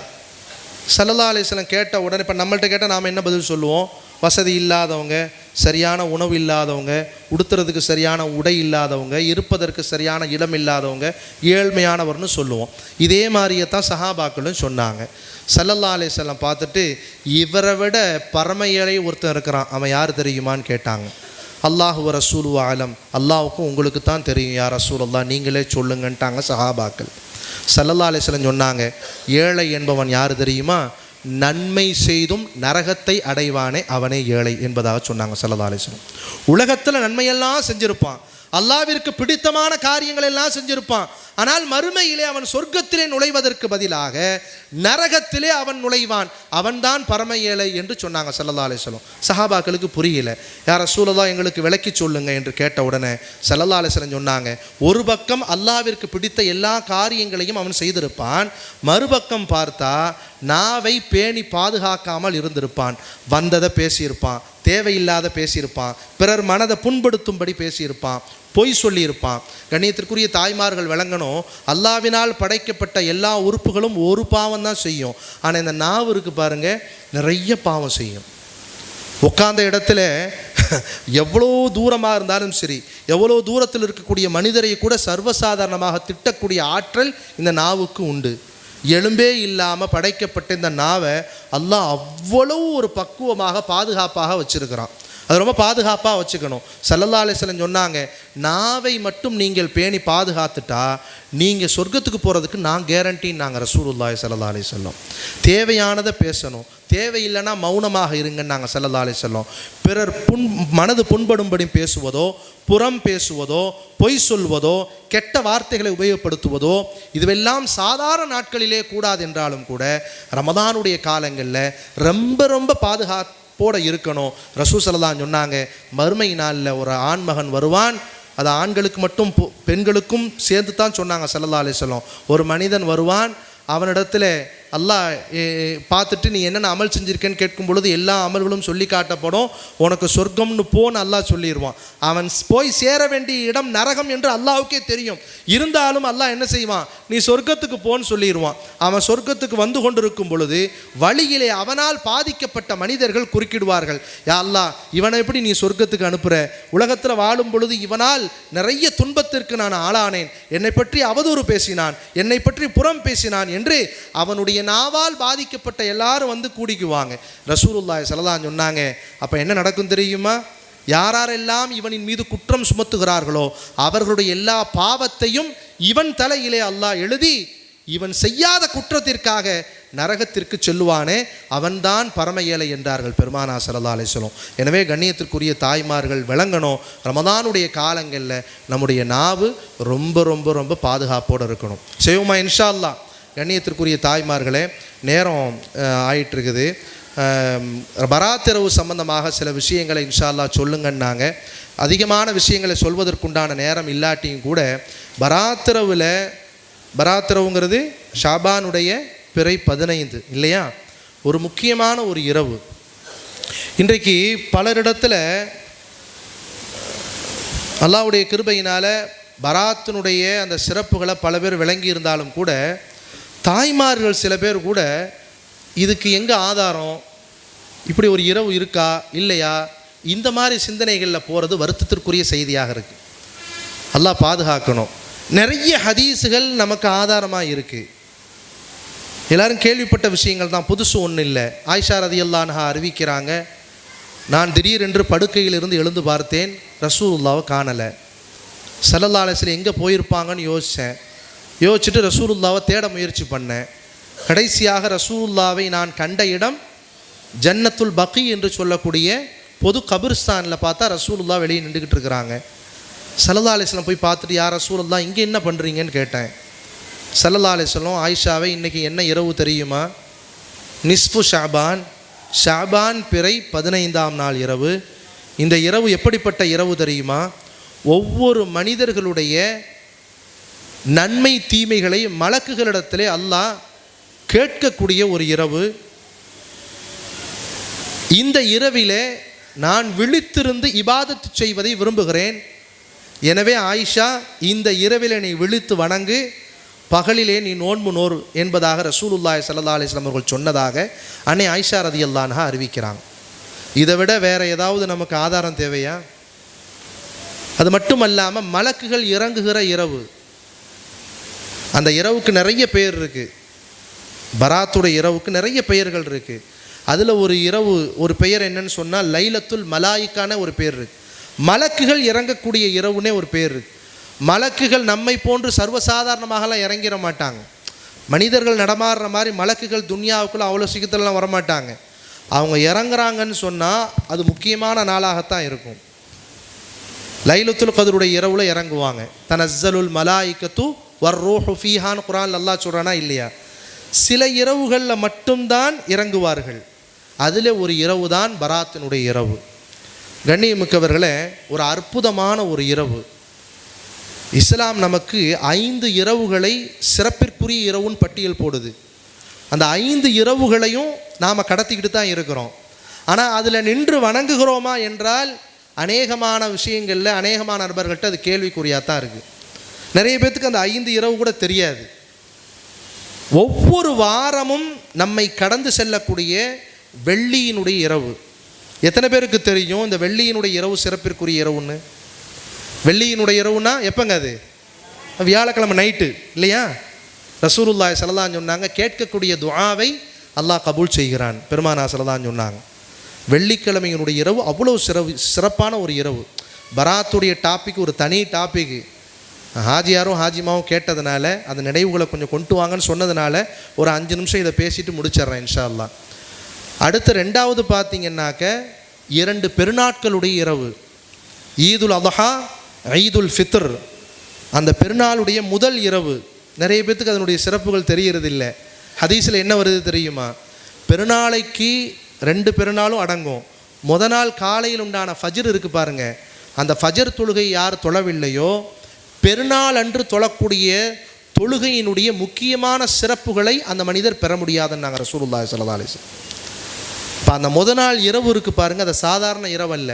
ரமதானில் 29 நாள் நிறைய அமல் செய்கிறவங்க கூட அந்த பெற தெரிஞ்ச உடனே நாளைக்கு தானே பெருநாள், இன்றைக்கி படுக்கை போட்டுருவோன்னு தூங்கிடுவாங்க.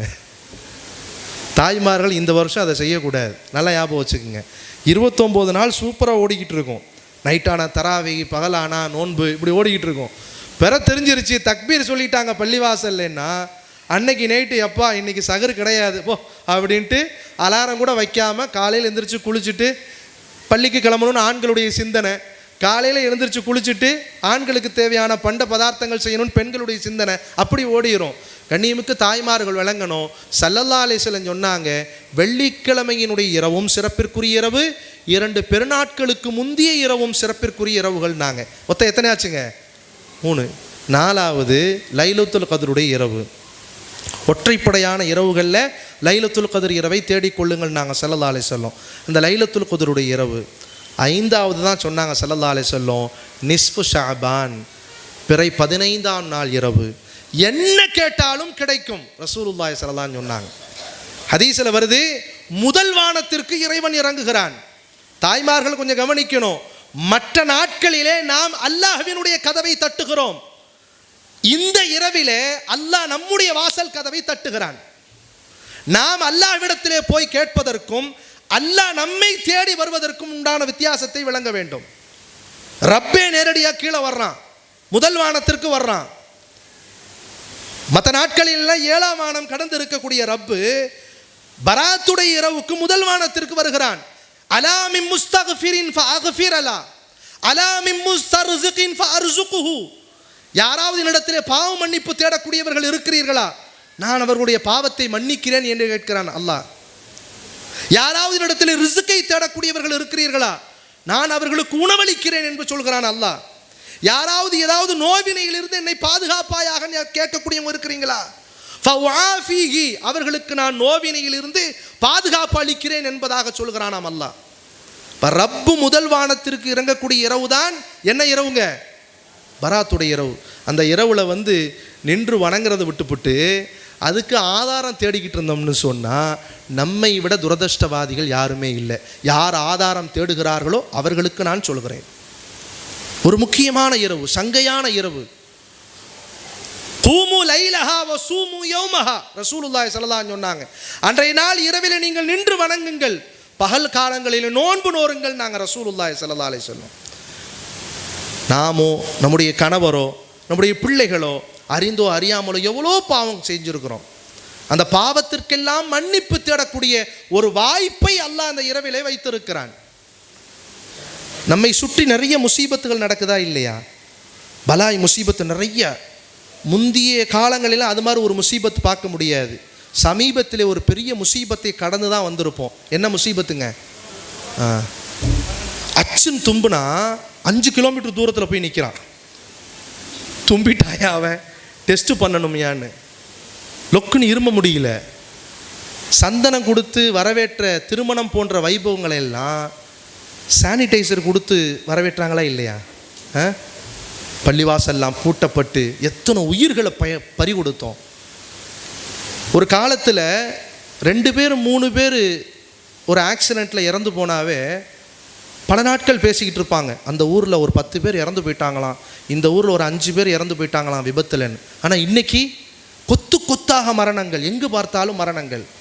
பலஸ்தீன் போன்ற நாடுகளில் எத்தனை குழந்தைகளை, அல்லாஹு அக்பர். இந்த சோதனைகள்லாம் ஏன் வருது? ரசூலுல்லாஹி ஸல்லல்லாஹு அலைஹி வஸல்லம் சொன்னாங்க, பாவம் செய்த சமுதாயம் அந்த பாவத்திற்கு மன்னிப்பு தேடாவிட்டால், மன்னிப்பு கிடைத்தும் கூட அந்த வாய்ப்பை சரியாக பயன்படுத்தாவிட்டால் கொடூரமான சோதனைகளை கொண்டு அந்த சமுதாயம் சோதிக்கப்படுவார்கள். பெருமானார் ஸல்லல்லாஹு அலைஹி வஸல்லம் சொன்னாங்க.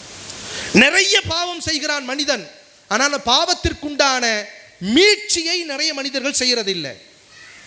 கேரண்டியாக கொடுத்துட்டு வந்திருக்கிறோம், 70 வயசு வரைக்கும் நான் வாழ்வேன், 80 வயசு வரைக்கும் நான் அந்த உலகத்தில் இருப்பேன்னு. யாருக்குமே கேரண்டி கிடையாது. அல்லாஹ் எல்லோருக்கும் நீண்ட ஆயுளை தருவானாக. இதுவெல்லாம் ஒரு வாய்ப்பு. இந்த பராத் போன்ற இரவுகள் அல்லாஹ்வினால் நமக்கு பெற்று தந்திருக்கக்கூடிய ஒரு அருமையான வாய்ப்பு. எவ்வளவு பாவம் செய்திருந்தாலும் ரப்புல் ஆலமீன் மன்னிப்பான். ரப்புல் ஆலமீன் மன்னிப்பான். எந்த அளவுக்கு பாவம் மன்னிப்பான்? அவனுடைய பாவ மன்னிப்பு மிக விசாலமானது, மிக விசாலமானது. குர்ஆன்ல ஒரு ஆயத்தில் அல்லாஹ் சொல்றான், யா இபாதியல்லதீன அஸ்ரஃபு, எல்லை கடந்து பாவம் செய்த அடியார்களே, எல்கை கடந்து பாவம் செய்த அடியார்களே, லா தக்னது மிர் ரஹ்மத்தில்லாஹ், நான்லாம் நிறைய பாவம் செஞ்சுட்டேன், என் பாவத்தை எல்லாம் அல்லாஹ் மன்னிப்பானா என்று சந்தேகப்படாதீங்க, நிராசை அடையாதீங்க. இன்னல்லாஹ யக்ஃபிரு துனூப ஜமீஆ, கேட்க வேண்டிய நேரத்திலே அல்லாஹ்விடத்திலே கையேந்தி மனமுருகி நாம் கேட்டால் எந்த பாவமாக இருந்தாலும் மன்னிக்கப்படும் என்பதாக ரப்புல் ஆலமீன் சொல்லி காண்பிச்சிருக்கிறான்.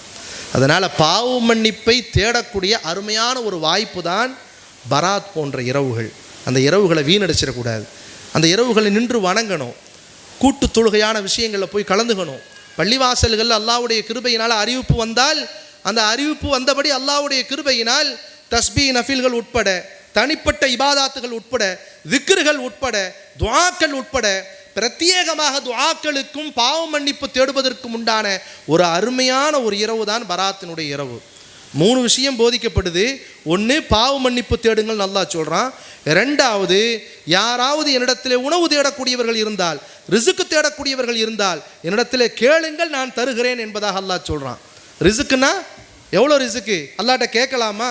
ரிசுக்குன்னு சொன்னால் நிறைய பேர் உணவுன்னு மட்டும் நினச்சிருக்கிறோம். இல்லை, காசு பணத்திலிருந்து, பிள்ளை செல்வத்திலிருந்து, கல்வி செல்வத்திலிருந்து, உணவுகளிலிருந்து, வசதி வாய்ப்பிலிருந்து, ஆட்சி அதிகாரத்திலிருந்து எல்லாமே ரிசுக்கு தான்.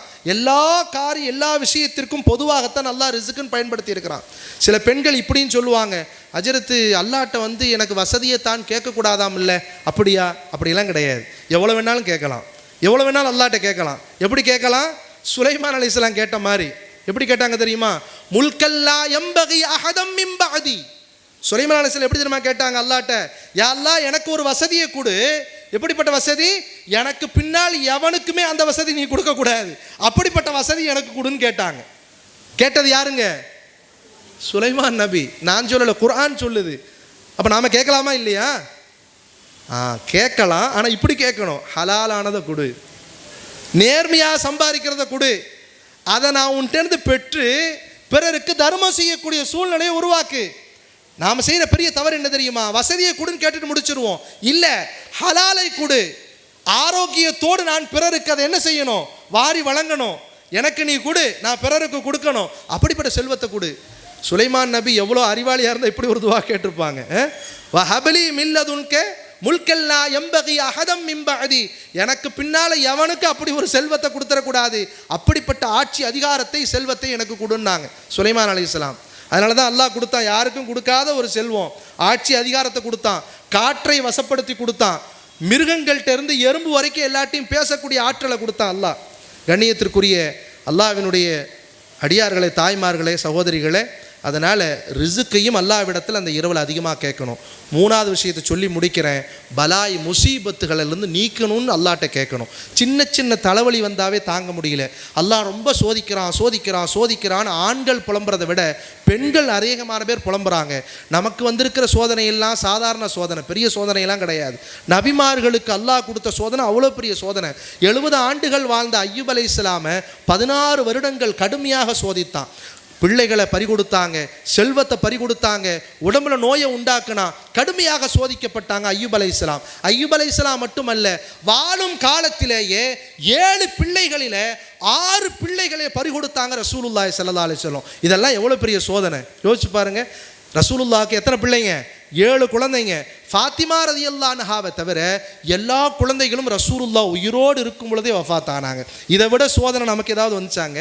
அல்லாஹ் பாதுகாக்கணும். எனவே கண்ணியத்திற்குரிய தாய்மார்களே, கிடைக்கக்கூடிய ஒரு அற்புதமான ஒரு வாய்ப்பை, அந்த பராத்துடைய இரவை பெற்று அதில் 3 விஷயங்களை, பாவ மன்னிப்பை, ரிசுக்கை, சோதனையில் இருந்துண்டான விடுதலையை அல்லாஹ்விடத்திலே கேட்க வேண்டும். வல்ல ரஹ்மான் எதை சொன்னோமோ, எதை கேட்டோமோ அதன்படி அமல் செய்யக்கூடிய பாக்கியத்தை அல்லாஹ் நம் எல்லோருக்கும் நசீபாக்கி தருவானாக. வஆஹிரு தஅவானா அனில் ஹம்துலில்லாஹி ரப்பில் ஆலமீன். அஸ்ஸலாமு அலைக்கும் வரஹ்மத்துல்லாஹி வபரகாத்துஹு. அஸ்ஸலாமு அலைக்கும் வரஹ்மத்துல்லாஹி தஆலா பரக்காத்துஹு. அல்ஹம்துலில்லாஹ், எப்படி சொல்கிறதுனே தெரியல. ஜஸாக்கல்லா. நம்ம எவ்வளோ விஷயங்கள் நம்ம தெரிஞ்சிருந்தாலும் ரமலானுக்கு முன்னாடி நம்ம மக்களுக்கு இதை எத்தி வைக்கணுன்றது எனக்கு பெரிய ஆவலாக இருந்தது.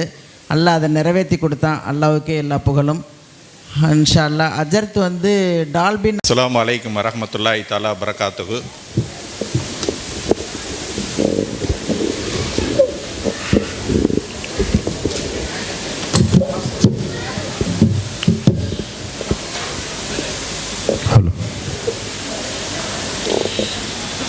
அஜரத் இவ்வளோ நேரம் பயான் பண்ணாங்க. இது மாதிரி நோன்பு இது மாதிரி வைக்கணும், நோம்போட சிறப்புகள்லாம் சொன்னாங்க. ஆனால் எல்லாரும் இதுலேயும் சந்தேகம் இருக்குது. திடீர்னு எனக்கு இந்த பிரச்சனை இருக்க நம்மளால் முடியுமா, இந்த நோம்பை பொறுமையாக நிறைவேற்ற முடியுமா, அது மாதிரி இந்த டாக்டர் இப்படி சொல்லியிருக்காங்களே, அந்த டாக்டர் இப்படி சொல்லியிருக்காங்களே அப்படின்னு நிறையா சந்தேகம் இருக்குது. எந்த சந்தேகமும் பட வேண்டியதில்லை. இப்போ சமீபத்திய இந்த 1 வருஷமாக எல்லாரும் இந்த இன்டர்மிட்டன்ட் ஃபாஸ்டிங்னு ஆரம்பித்ததுக்கப்புறம் அதில் இதை பற்றியான ஆராய்ச்சிகள் நிறைய நடக்குது. அதுபடி பார்த்தோம்னா எல்லா வியாதிகளுக்குமே நோன்பு தான் தீர்வாக இருக்குது. அதனால் இந்த நோன்பை நம்ம என்னென்னு கேட்டிங்கன்னா 2 இம்மைக்கும் மறுமைக்கும் சேர்த்து நம்ம பிடிக்கணுங்கிற அந்த நியத்தோடவே நம்ம இன்ஷா அல்லாஹ் பிடிக்கலாம். இன்ஷா அல்லாஹ் அஜரத் ஓதி காமிச்சாங்க. அந்த ஆயத்தோட இதை நம்ம பார்ப்போம். அதில் நம்ம அறிவியல் பூர்வமாக அது என்ன இதுங்கிறதையும் பார்ப்போம். அல்லாஹ் சொல்கிறான், யாயுகல்லதீன ஆமனு குத்திப அலைக்கும் சியாமு கம குத்திப அலல்லதீன மின் கபலிக்கும் அல்லக்கும் தத்தக்கும். அஜரத் சொன்னாங்க, முன் சென்ற சமுதாயத்திற்கு இது மாதிரி கடமையாக்கிறது போல் உங்களுக்கு நோன்பு கடமையாக்குது. ஏன் அல்லாஹ் நோன்பை கடமையாக்கணும்? அல்லாஹ் படைச்ச நம்மளுக்கு ஆரோக்கியம் வேணும்னா அந்த நோன்பு கடமையாக தான் இருக்கணும். அப்போ தான் அதை வந்து நம்ம நோப்போம். இப்போ சாதாரணமாக இந்த ஹெல்மெட்டுக்கு போகிறாங்களே, எவ்வளோ பேருக்கு சொன்னாலும் போடுறதில்ல. அது ஒரு ரூலாக போட்டால் தான் முடியும். அதனால தான் அது மாதிரி அல்லாஹ் சொல்லியிருக்காங்க, இதை வந்து கடமையாகணும் எல்லா சமுதாயத்துக்குமே. அடுத்த ஆயத்தில் என்ன சொல்கிறேன், ஐயாமன் மௌதூதாத் ஃபமன்கான மின்கும் மறியில் நவ் வாலா சப்ரின் ஹைதத்துன் மின் ஐயாமின் உபரா வளர்லதீன யுத்தி குனகு ஃபித்தேத்துன் தாமுன் மிஸ்கின் ஃபமன் தத்தக ஹைருன் ஃபவ் ஹைருன் லஹு அன் தசுமு ஹைருன் லக்கும் இன்குந்தும் தகலமுன். குறிப்பிட்ட நாட்களில் உங்களுக்கு நோன்பு நோக்கப்படும். இப்போ வந்து நம்மளோட அறிவியல் இருவா என்னன்னு கேட்டிங்கன்னா, நம்ம இதில் வந்து மாதத்தில் 3 நாள் இப்படி வந்து இன்டர்மிட்டன்ட் ஃபாஸ்டிங் இருங்க, 72 மணி நேரம் இருங்க, 22 இது மாதிரி அதுபோல் ஒரு நிறைய இது நம்ம சயின்ஸில் இப்போ படிக்கிறோம். அதனால தான் இதுபடி ஆராய்ச்சிப்படி பார்த்திங்கன்னா, இந்த ஒரு வருஷத்தில் நம்ம ஒரு மாதம் இந்த மாதிரி நம்ம நோன்பு இருந்தோம்னா நம்மளோட மொத்த ஆரோக்கியமே நம்ம நார்மலுக்கு வருது. அதனால தான் நல்லா அந்த குறிப்பிட்ட காலத்தில் நோன்பு இருங்கன்னு சொல்லிவிட்டு, அந்த நோன்பு வைக்க முடியாதவங்க நீங்கள் மறுபடியும் அந்த நோன்பை எடுத்து வைங்க அப்படின்னு. அடுத்தது வந்து இந்த ஃபித்யா கொடுக்கலாம், நல்லா ஒரு இதுவும் கொடுக்குறான், அதாவது ஒரு எக்ஸ்கியூஸ் கொடுக்குறான். ஆனால் அந்த கொடுத்துட்டு அதெல்லாம் அடுத்த ஆயத்தில் என்ன சொல்கிறான்னா, கண்டிப்பாக நீங்கள் நோம்போட நன்மைகளை அறிஞ்சிருந்துச்சிங்கன்னா நீங்கள் நோன்பு வைக்கிறத தான் விரும்புவீங்க, ஃபித்யா கொடுக்குறத விரும்ப மாட்டீங்கன்னு நல்லா சொல்லிட்டேன். அப்போ அந்த நோம்போட நன்மை எவ்வளோ இருக்குங்கிறத நான் இன்ஷால்லா நான் பின்னாடி சொல்கிறேன். அதே மாதிரி வந்து அடுத்த ஆயத்தில் எல்லாம் சொல்கிறான், சஹரு ரமணான் லதி உஞ்சுல ஃபீகில் குர்ஆன் உதன் லின்னாசி வல் பையினாத் மினல் ஹுதா வல் ஃபுர்கான் ஃபமன் சைத மின்கும் சஹர ஃபல் யசுமுகு ஃபமன் கான மரீரன் அவ் அலா சஃபரின் ஃபஹித்தத்துன் மின் ஐயாமின் உஹ்ரா யுரீதுல்லாஹு பிக்குமுல் யுஸ்ரா வரா யுரிதுக்குமுல் ஹுஸ்ரா வலி துக்மிலுல் ஹித்தத்தை அப்படி தக்கப்பிடுள்ள அலாமா தாக்கும் அல்லக்கும் தஸ்குரோன். இதோட இது என்னென்னா, சஹரு இதில் தான் உங்களுக்கு குரானை உங்களுக்கு நாங்கள் இது வந்து நன்மை தீமையை பிரித்தறிகிற குரானை கொடுத்தோம். அந்த குரானை சிறப்புப்படுத்துறதுக்காண்டி அந்த மாதத்தை நீங்கள் கண்ணியப்படுத்திங்க, அதில் நோன்பு வைங்க. அந்த நோன்பு வைக்காதவங்க இதை மாதிரி வந்து அடுத்த பிரயாணத்தில் உள்ளவங்களோ இல்லை அடுத்த சில மாதங்களோ நோன்பு வைக்கலாம் அப்படின்னு சொல்லிட்டு அல்லான்னு சொன்னால், நான் உங்களுக்கு கஷ்டத்தை விரும்பலை, லேசை தான் விரும்புகிறோம். அந்த இதை உணர்ந்துக்கிட்டிங்கன்னா நீங்கள் அல்லாஹ்க்கு நன்றி செலுத்துவீங்கன்னு சொல்லியிருக்கேன். எல்லாம் முடிச்சிருக்கேன். நான் அடுத்தது வந்து இந்த நோம்பால் என்னென்னலாம் நம்மளுக்கு நன்மைகள் இருக்குங்கிறத விளக்குறேன் பாருங்கள். அதாவது என்னென்னா, இப்போ இருக்கிற நம்மளோட மொத்த வியாதியே என்னென்னா, சுகரு, ப்ரெஷரு, கொலஸ்ட்ராலு, அடுத்தது வந்து ஹார்ட் ப்ராப்ளம், அப்புறம் வந்து வயிறு சம்மந்தமான ப்ராப்ளம். இதில் வந்து என்னென்னா, மொத்தமாக இப்போ இருக்கிற வியாதிகளுக்கு மொத்தம் 3 காரணம் தான். ஒன்று வந்து இன்சுலினோட அதாவது வந்து இன்சுலின் ரெசிஸ்டன்ஸ்னு சொல்லுவாங்க, புரியுதுங்களா? இன்சுலின் வந்து இருக்குது, ஆனால் அது சரியாக வேலை செய்கிறதில்ல, எதிர்ப்பு தன்மைன்னு உடம்புல உருவாயிடுது. இன்னொன்று வந்து நம்ம குடலில் வந்து நம்மளோட கிருமிகள் வந்து மாறி அமைச்சிடுது. மூணாவதாக வந்து நம்ம சாப்பிட்ற எல்லா ஃபுட்டுலேயும் ஏகப்பட்ட டாக்ஸின்ஸ், ஏன்னா நம்ம எல்லாமே பேக்கெட் எல்லாம் இதில் சாப்பிட்றோம். இதில் என்னென்னா, இந்த இன்சுலின் ரெசிஸ்டன்ஸ், அதாவது இந்த சுகரை குறைக்கிறதுக்குன்னா ஃபஸ்ட்டு நம்ம என்ன சொன்னாங்கன்னு கேட்டிங்கன்னா, நீங்கள் வந்து கொஞ்சம் லைட்டாக சாப்பிட்டோம்னா இது சரியாக வரும், அதில் கொஞ்சம் கொஞ்சமாக சாப்பிட்டோம்னா சரியாக வரும், இப்படி நம்ம சில நேரங்களில் முயற்சி பண்ணிகிட்ருப்போம். இருந்தாலுமே என்னென்னு கேட்டிங்கன்னா, சில நேரங்களில் வந்து என்னென்னா, இன்சுலினோட இது வந்து நம்ம அடிக்கடி சாப்பிட்டுக்கிட்டே இருந்தோம்னா நம்ம உடம்பு என்ன செய்யணும்னா, நம்ம ஃபஸ்ட்டு வந்து நம்ம சுகரை இதில் அதாவது நம்மளுக்கு தேவைக்கு போல் அதை யூஸ் பண்ணிக்கும், மீதியை வந்து சேமித்து வைக்கும்.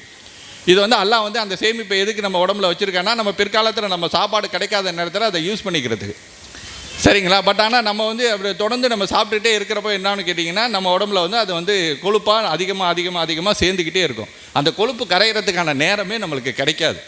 அந்த கொழுப்பு கரையாமல் இருந்துக்கிட்டே இருந்ததுன்னா நம்ம இன்சுலின் என்ன செய்யுதுன்னு கேட்டிங்கன்னா, அந்த இன்சுலினோட பவர் வந்து இருக்க குறைஞ்சிட்டே போகுது. சாதாரணமாக இந்த லைட்டு எரியுதுன்னா இந்த லைட்டுக்கு கரெக்டான அளவில் கரண்ட் வரணும். ஆனால் இந்த கரண்ட் வந்து அதிகமாக கொடுத்துக்கிட்டே இருக்குன்னு வச்சுக்கிங்களேன், இந்த அதிகமாக இது டோட்டலாக எரிய விட்டுக்கிட்டே இருக்கோம்னா அதிகமான கரண்ட் வந்துக்கிட்டே இருக்குது. ஒரு நாள் பார்த்திங்கன்னா டக்குன்னு ஃபீஸ் ஆகிடுது. ஸோ அது மாதிரி தான் நம்ம உடம்புல அந்த இன்சுலின் வந்து அந்த எதிர்ப்பு தன்மை இருந்துக்கிட்டே இருந்து அதுக்கப்புறம் ஒரு காலத்தில் குறைஞ்சிருது. நம்ம வந்து அந்த டைமில் தான் நம்ம உடம்பையே நம்ம கண்டுபிடிக்கிறோம். இந்த இன்சுலின் எதிர்ப்பு தன்மையை எப்படி குறைக்கணும்னு இந்த வழியாக ஆராய்ச்சி பண்ணி பார்த்ததில் எந்த மருந்தும் அதுக்கு இல்லை. அதுக்கு நோன்பு ஒன்று தான் இருக்குது. அந்த நோன்பை நம்ம அப்படி தான் எல்லாத்தையும் முயற்சி பண்ணி பார்த்துட்டு ஒரு இருதய நிபுணர் தான் இதை வந்து இது பண்ணி பார்த்தார். அவர் வந்து அவருக்கு வர்ற பேஷண்ட்ஸுக்கெல்லாம் இந்த ஆன்ஜியோ பண்ணி பார்த்தார். எல்லா இதுலேயும் அடைப்பு இருந்துக்கிட்டே இருக்குது. மறுபடியும் நீங்கள் சாப்பாடை இப்படி கண்ட்ரோல் பண்ணுங்கள், பல கண்ட்ரோல் கொடுத்து பார்த்தார்.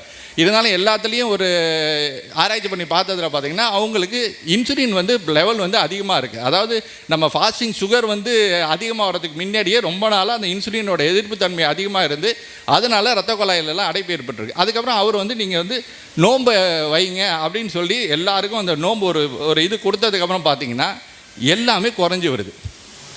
என்னென்னா, அந்த சுகரும் அந்த கண்ட்ரோலுக்கு வந்துடுது, ப்ரெஷரும் இறங்கிக்குது, அந்த கொலஸ்ட்ரால் நம்ம சொல்கிறோம்ல அடைப்பு 40% அடைப்பு இருக்கா, 60% அடைப்பு இருக்குது அப்படின்னு சொல்லிட்டு, அது எல்லாமே அவர் பார்த்தது. இது வந்து குஜராத்லேருந்து இருந்தால் அமெரிக்காவில் பண்ண ஒரு டாக்டரோட ஸ்டடி. அதுக்கப்புறம் தான் அவர் வந்து இந்த நோம்பில் என்ன தான் அப்படி இருக்குங்கிறத அடுத்தடுத்தது ஆராய்ச்சி பண்ணி பார்க்குறாரு. அடுத்தடுத்து ஆராய்ச்சி பண்ணி பார்க்கக்குள்ளே பார்த்தீங்கன்னா இந்த நோம்பில் 2 விஷயங்கள் நம்மளுக்கு நடக்குது. எப்படின்னா, ஒன்று நம்ம உடம்புல வந்து ஃபஸ்ட்டு நம்ம சாப்பிட்ட சாப்பாடெல்லாம் அது செரிமானம் ஆகிட்டு வரும். ஒரு கட்டத்துக்கு அப்புறம் மத்தியானத்துக்கு அப்புறம் பார்த்தீங்கன்னு வச்சிங்கன்னா நம்மளுக்கு ஒரு மாதிரி ஒரு இது வரும். என்னென்னா, நம்ம கொழுப்பு கரைய ஆரம்பிக்கும். கொழுப்பு கரைய ஆரம்பிச்சிச்சுன்னா தான் நம்ம உடம்புல வந்து அடுத்த நல்ல விஷயங்களே நடக்குதுன்னு அர்த்தம். கொழுப்பு கரைஞ்சிருச்சுன்னா நம்மளுக்கு போக போக என்னன்னு கேட்டிங்கன்னா, அந்த இன்சுலின் வந்து நம்மளுக்கு வந்து திருப்பி அது இது பண்ணிக்கும். ஏன்னா தொடர்ந்து சுரந்துக்கிட்டே இருந்துச்சுன்னு வச்சுக்கோ. 2 சுவிட்ச் இருக்குது நம்மளுக்கு.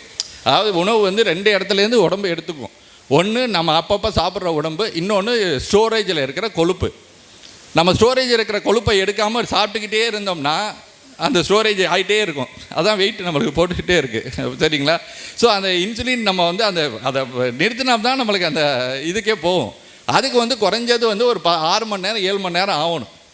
சரிங்களா? அதனால தான் அந்த 14 மணி நேரம் நோம்புங்கிறது நம்மளுக்கு ஒரு கணக்குக்கு. ஸோ ஒரு 6 மணி நேரத்தில் நம்ம இன்றைக்கி சாப்பிட்டதெல்லாம் சகரில் சாப்பிட்டதெல்லாம் முடிஞ்சிருச்சுன்னா அடுத்த 6 மணி நேரம் ஃபுல்லாக நம்மளுக்கு வந்து நம்ம கொழுப்பு தான் கரையும். அந்த கொழுப்பு கரையிற நேரத்தில் நம்ம உடம்புல நிறைய விஷயங்கள் நடக்குதான். என்னன்னு கேட்டிங்கன்னா, நம்மளோட ப்ரெஷர் வந்து குறையுது. ஏன்னா அந்த ரத்த குழாய்கள்லாம் விரிவடைஞ்சிக்குது. அடுத்தது என்னன்னு கேட்டிங்கன்னா, அந்த கொழுப்பு வந்து அந்த நம்மளுக்கு இருக்கிற நம்ம சொல்கிறோம் இல்லையா 40% 60%, இது வந்து அவர் வந்து ஆன்ஜியோ பண்ணி ப்ரூவ் பண்ணி காமிச்சது. அவரோட பேஷண்ட்ஸுக்கு மறுபடி பண்ணி பார்த்ததில் அந்த ஃபாஸ்டிங் இருந்த ஆளுங்களுக்கெல்லாம் அதுக்கப்புறம் பார்த்தீங்கன்னா அதோட இதுவே வந்து குறைஞ்சிருக்கு, அந்த ரத்த குழாய் அடைப்பே. சரிங்களா? அப்போ அதுக்குள்ளே சில காரணங்கள்லாம் இருக்குது, அதுவும் இருக்குது. அதே மாதிரி இன்னொன்று வந்து என்னென்னு கேட்டிங்கன்னா, அவங்களுக்கு சில நேரத்தில் இயர்லி அந்த நம்ம உடம்பு வந்து அந்த இது வந்து அந்த ஃபாஸ்டிங் ஸ்டேட்டில் போகிறப்ப பழைய கேன்சர் செல்ஸ் எல்லாம் கூட அழிஞ்சு போயிடுதான்.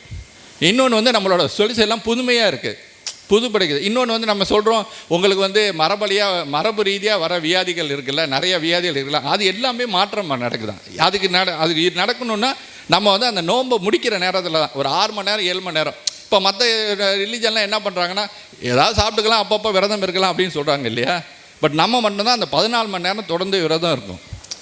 அதனால் அந்த நடக்கிற இது வந்து நம்மளுக்கு அந்த என்னென்னா, அந்த வாயில் ஒரு வாய் நாற்றம் வருதுன்னு சொல்கிறோம்ல, அது வந்து அந்த கொழுப்பு கரைகிறதுனால வர்றது தான்.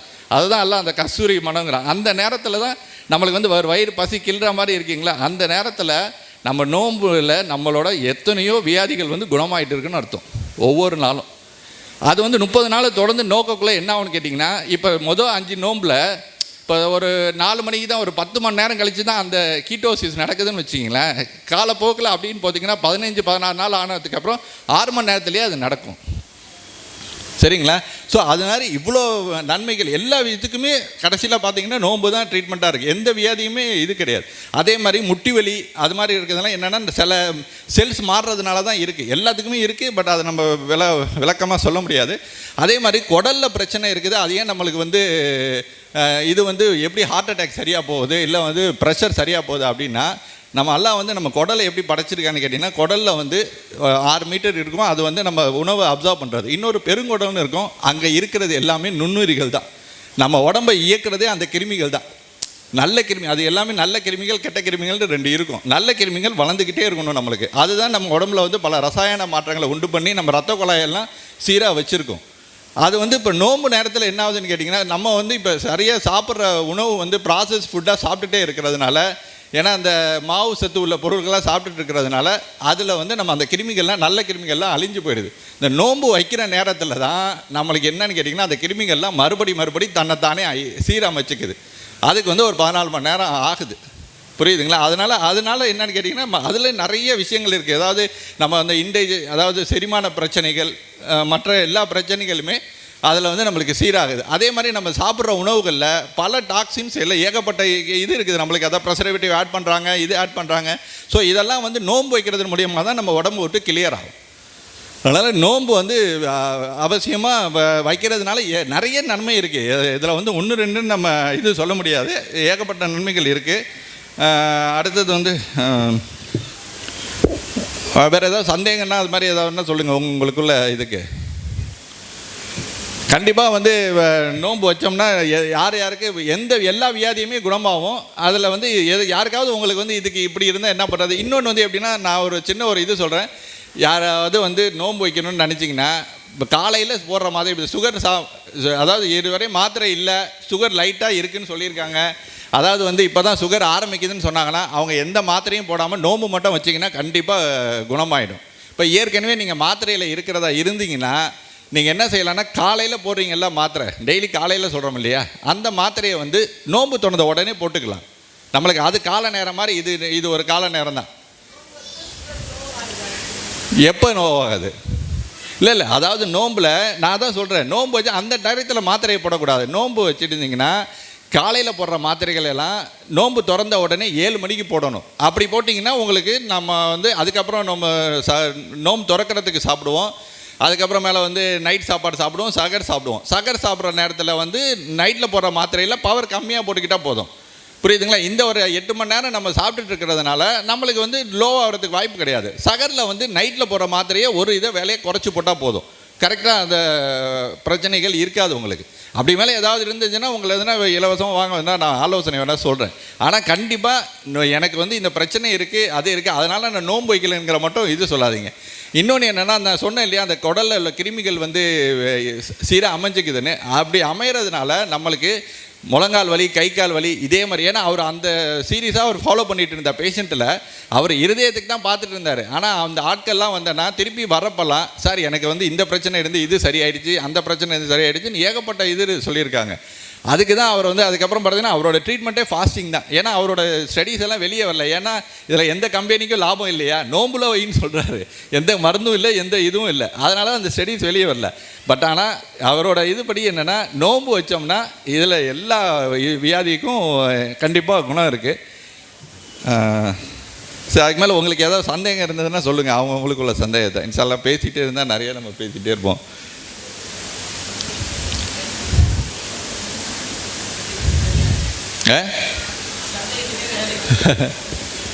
புரியல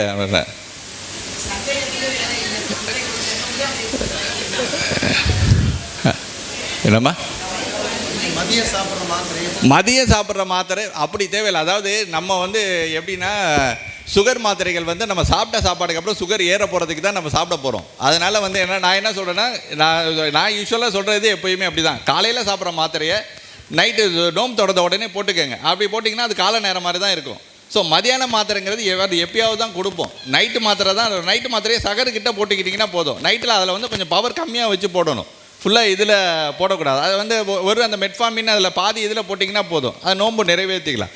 இன்சுலின் போடுறவங்க ஒரு வேளை மட்டும் இன்சுலினை போட்டுக்கலாம். எப்படின்னு கேட்டிங்கன்னா, அந்த நோம்பு திறந்தோன்னே ஒரு வேளை இன்சுலினை போட்டிங்கன்னா அது உங்களுக்கு சரியாக வந்துடும். அது சகரில் போட வேண்டிய இன்சுலின் தேவையில்லை.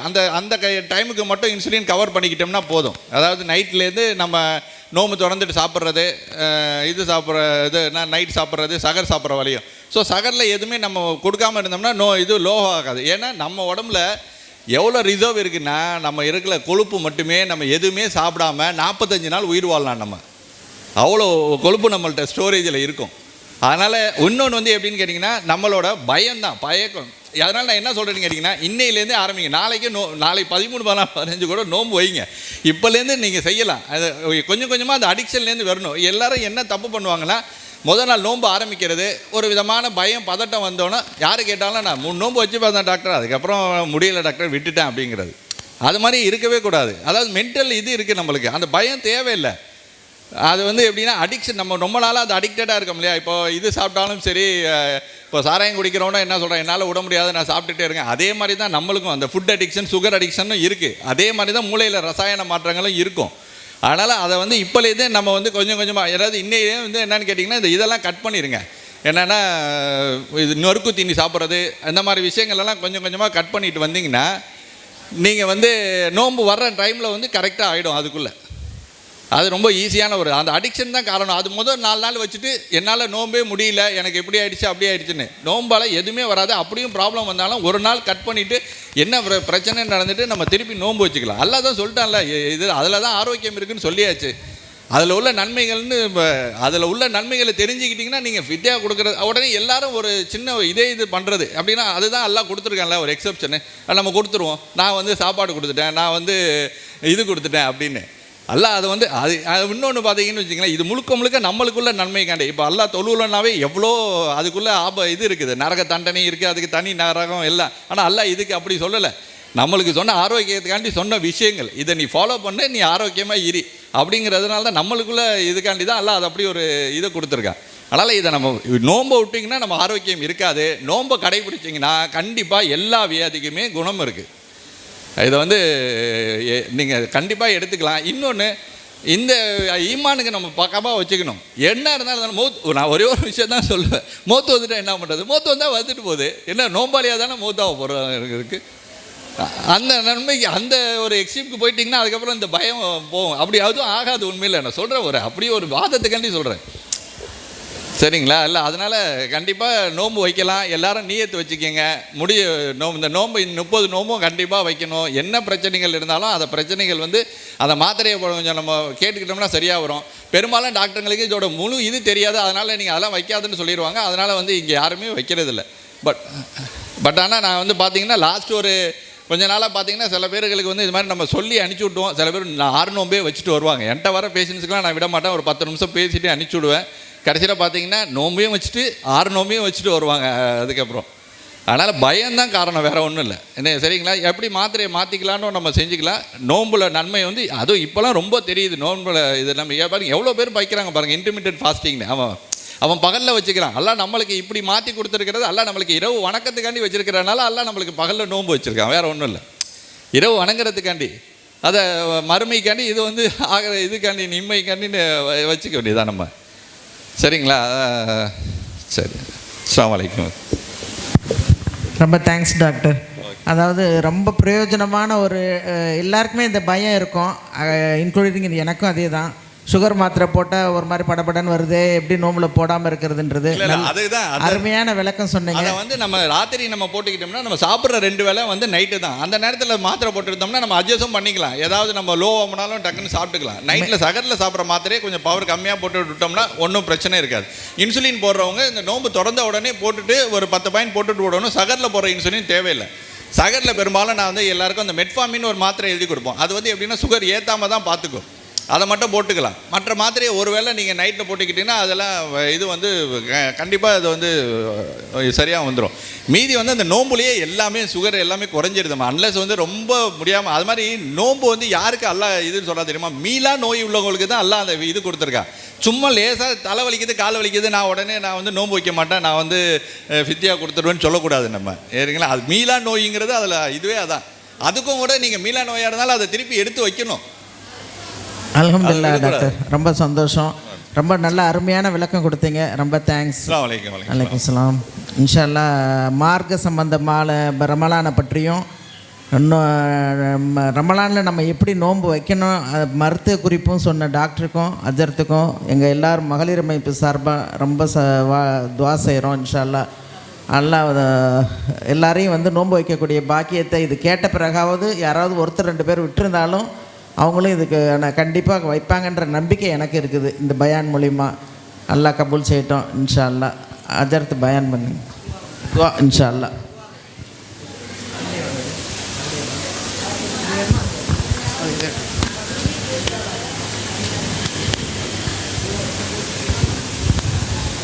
பிஸ்மில்லாஹிர் ரஹ்மானிர் ரஹீம். அல்ஹம்துலில்லாஹி ரப்பில் ஆலமீன். اللهم صل على محمد وعلى آل سيدنا محمد وبارك وسلم عليه. ربنا ظلمنا أنفسنا وإن لم تغفر لنا وترحمنا لنكونن من الخاسرين. اللهم إني ظلمت نفسي ظلما كثيرا ولا يغفر الذنوب إلا أنت فاغفر لي مغفرة من عندك وارحمني إنك أنت الغفور الرحيم. اللهم بارك لنا في رجب وشعبان وبلغنا رمضان. யா அல்லாஹ், முபாரக்கான அந்த நன்னேரத்திலே கேட்கக்கூடிய துஆவை நீ கபூல் செய்வாயாக. ரஹ்மானே, நாங்கள் செய்த பாவத்தை மன்னிப்பாயாக. தெரிந்தோ தெரியாமலோ அறிந்தோ அறியாமலோ செய்துவிட்ட பாவத்தை மன்னிப்பாயாக. எங்கள் பெற்றோர் உற்றார் உறவினர்கள் செய்த பாவத்தை மன்னிப்பாயாக. யா அல்லாஹ், உடன் பிறந்தவர்கள் உலக முஸ்லிம்கள் செய்த பாவத்தை மன்னிப்பாயாக. எங்களை விட்டும் கடந்து விட்ட மர்ஹூம்கள் செய்த பாவத்தை மன்னிப்பாயாக. மர்ஹூம்களுடைய கபரை விசாலமாக்கி வெளிச்சமாக்கி ஜன்னத்துல் ஃபிர்தௌஸை மர்ஹூம்களுக்கு வாஜிபாக்கி தருவாயாக. யா அல்லாஹ் ரஹ்மானே, இந்த நிகழ்வை நீ கபூல் செய்வாயாக.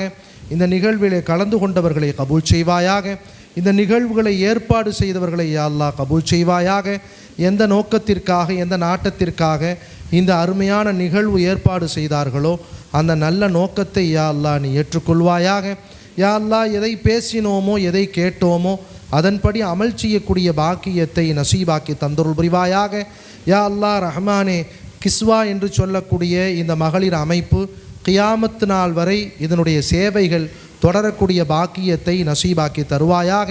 இந்த அமைப்பில் யாரெல்லாம் யா அல்லாஹ் பணிபுரிகிறார்களோ அனைவருடைய வாழ்க்கையிலும் வசந்தத்தை ஏற்படுத்தி தருவாயாக. யா அல்லாஹ் எப்படி எங்களை எல்லோரையும் இங்கு நீ ஒன்று கூட்டினாயோ நாளை மறுமை நாளையிலே ஜன்னத்துல் ஃபிர்தௌஸிலே யா அல்லாஹ் எல்லோரையும் ஒன்று கூடக்கூடிய பாக்கியத்தை நசீபாக்கி தருவாயாக. எல்லோருக்கும் நீண்ட ஆயுளை தருவாயாக. நிறைவான ஆரோக்கியத்தை நசீபாக்குவாயாக. வாழும் காலமெல்லாம் ஆரோக்கியத்தோடு வாழக்கூடிய பாக்கியத்தை, உன்னை வணங்கக்கூடிய பாக்கியத்தை நசீபாக்கி தருவாயாக. யா அல்லாஹ் வருகின்ற ரமதானுடைய மாதத்தை சங்கைப்படுத்தக்கூடிய பாக்கியத்தை எங்களுக்கு நீ நசீபாக்கி தருவாயாக. யா அல்லாஹ் இரவு காலங்களிலே நின்று வணங்கக்கூடிய பாக்கியத்தையும் பகல் காலங்களில் நோன்பு ஜக்காத் போன்ற இன்னபிற இபாதாத்துகளை ஆசையோடு ஆர்வத்தோடு செய்யக்கூடிய பாக்கியத்தையும் அதற்குண்டான ஆரோக்கியத்தையும் ஆயுளையும் எல்லோருக்கும் நீட்டித்து தருவாயாக. சங்கையான லைலத்துல் கத்ருடைய இரவை அடைந்து அறிந்து அமல் செய்யக்கூடிய பாக்கியத்தை நசீபாக்குவாயாக. பெருநாளை குடும்பத்தோடு மகிழ்ச்சியாக கொண்டாடக்கூடிய பாக்கியத்தையும் நசீபாக்கி தருவாயாக. யா அல்லாஹ் பல ரமதானுடைய மாதங்களை அடையக்கூடிய பாக்கியத்தை எல்லோருக்கும் நசீபாக்கி தருவாயாக. எங்களுடைய ஹலாலான ஹாஜாத்துகளை யா அல்லாஹ் எல்லா ஹாஜாத்துகளையும் நீயே நிறைவேற்றி தந்தருள் புரிவாயாக. யா அல்லாஹ் ரஹ்மானே, கிருபையாளனே, இந்த துஆவினை பெருமானார் ஸல்லல்லாஹு அலைஹி வஸல்லம் பொருட்டினால் கபூல் செய்வாயாக. ரப்பனா ஆத்தினா ஃபித் துன்யா ஹஸனா வஃபில் ஆஹிரத்தி ஹஸனத்தும் வகினா அதாபன்னார். வஸல்லல்லாஹு தஆலா அலா கைரி ஹல்கிஹி முஹம்மதின் வ ஆலிஹி வஸஹ்பிஹி அஜ்மஈன் வல்ஹம்துலில்லாஹி ரப்பில் ஆலமீன். ஸல்லல்லாஹு அலா முஹம்மத் ஸல்லல்லாஹு அலைஹி வஸல்லம். ஸல்லல்லாஹு அலா முஹம்மத் ஸல்லல்லாஹு அலைஹி வஸல்லம். அஸ்ஸலாமு அலைக்கும். அல்ஹம்துலில்லாஹ். எல்லாரும் வந்து சிறப்பித்ததுக்கு ரொம்ப சந்தோஷம். நோன்பு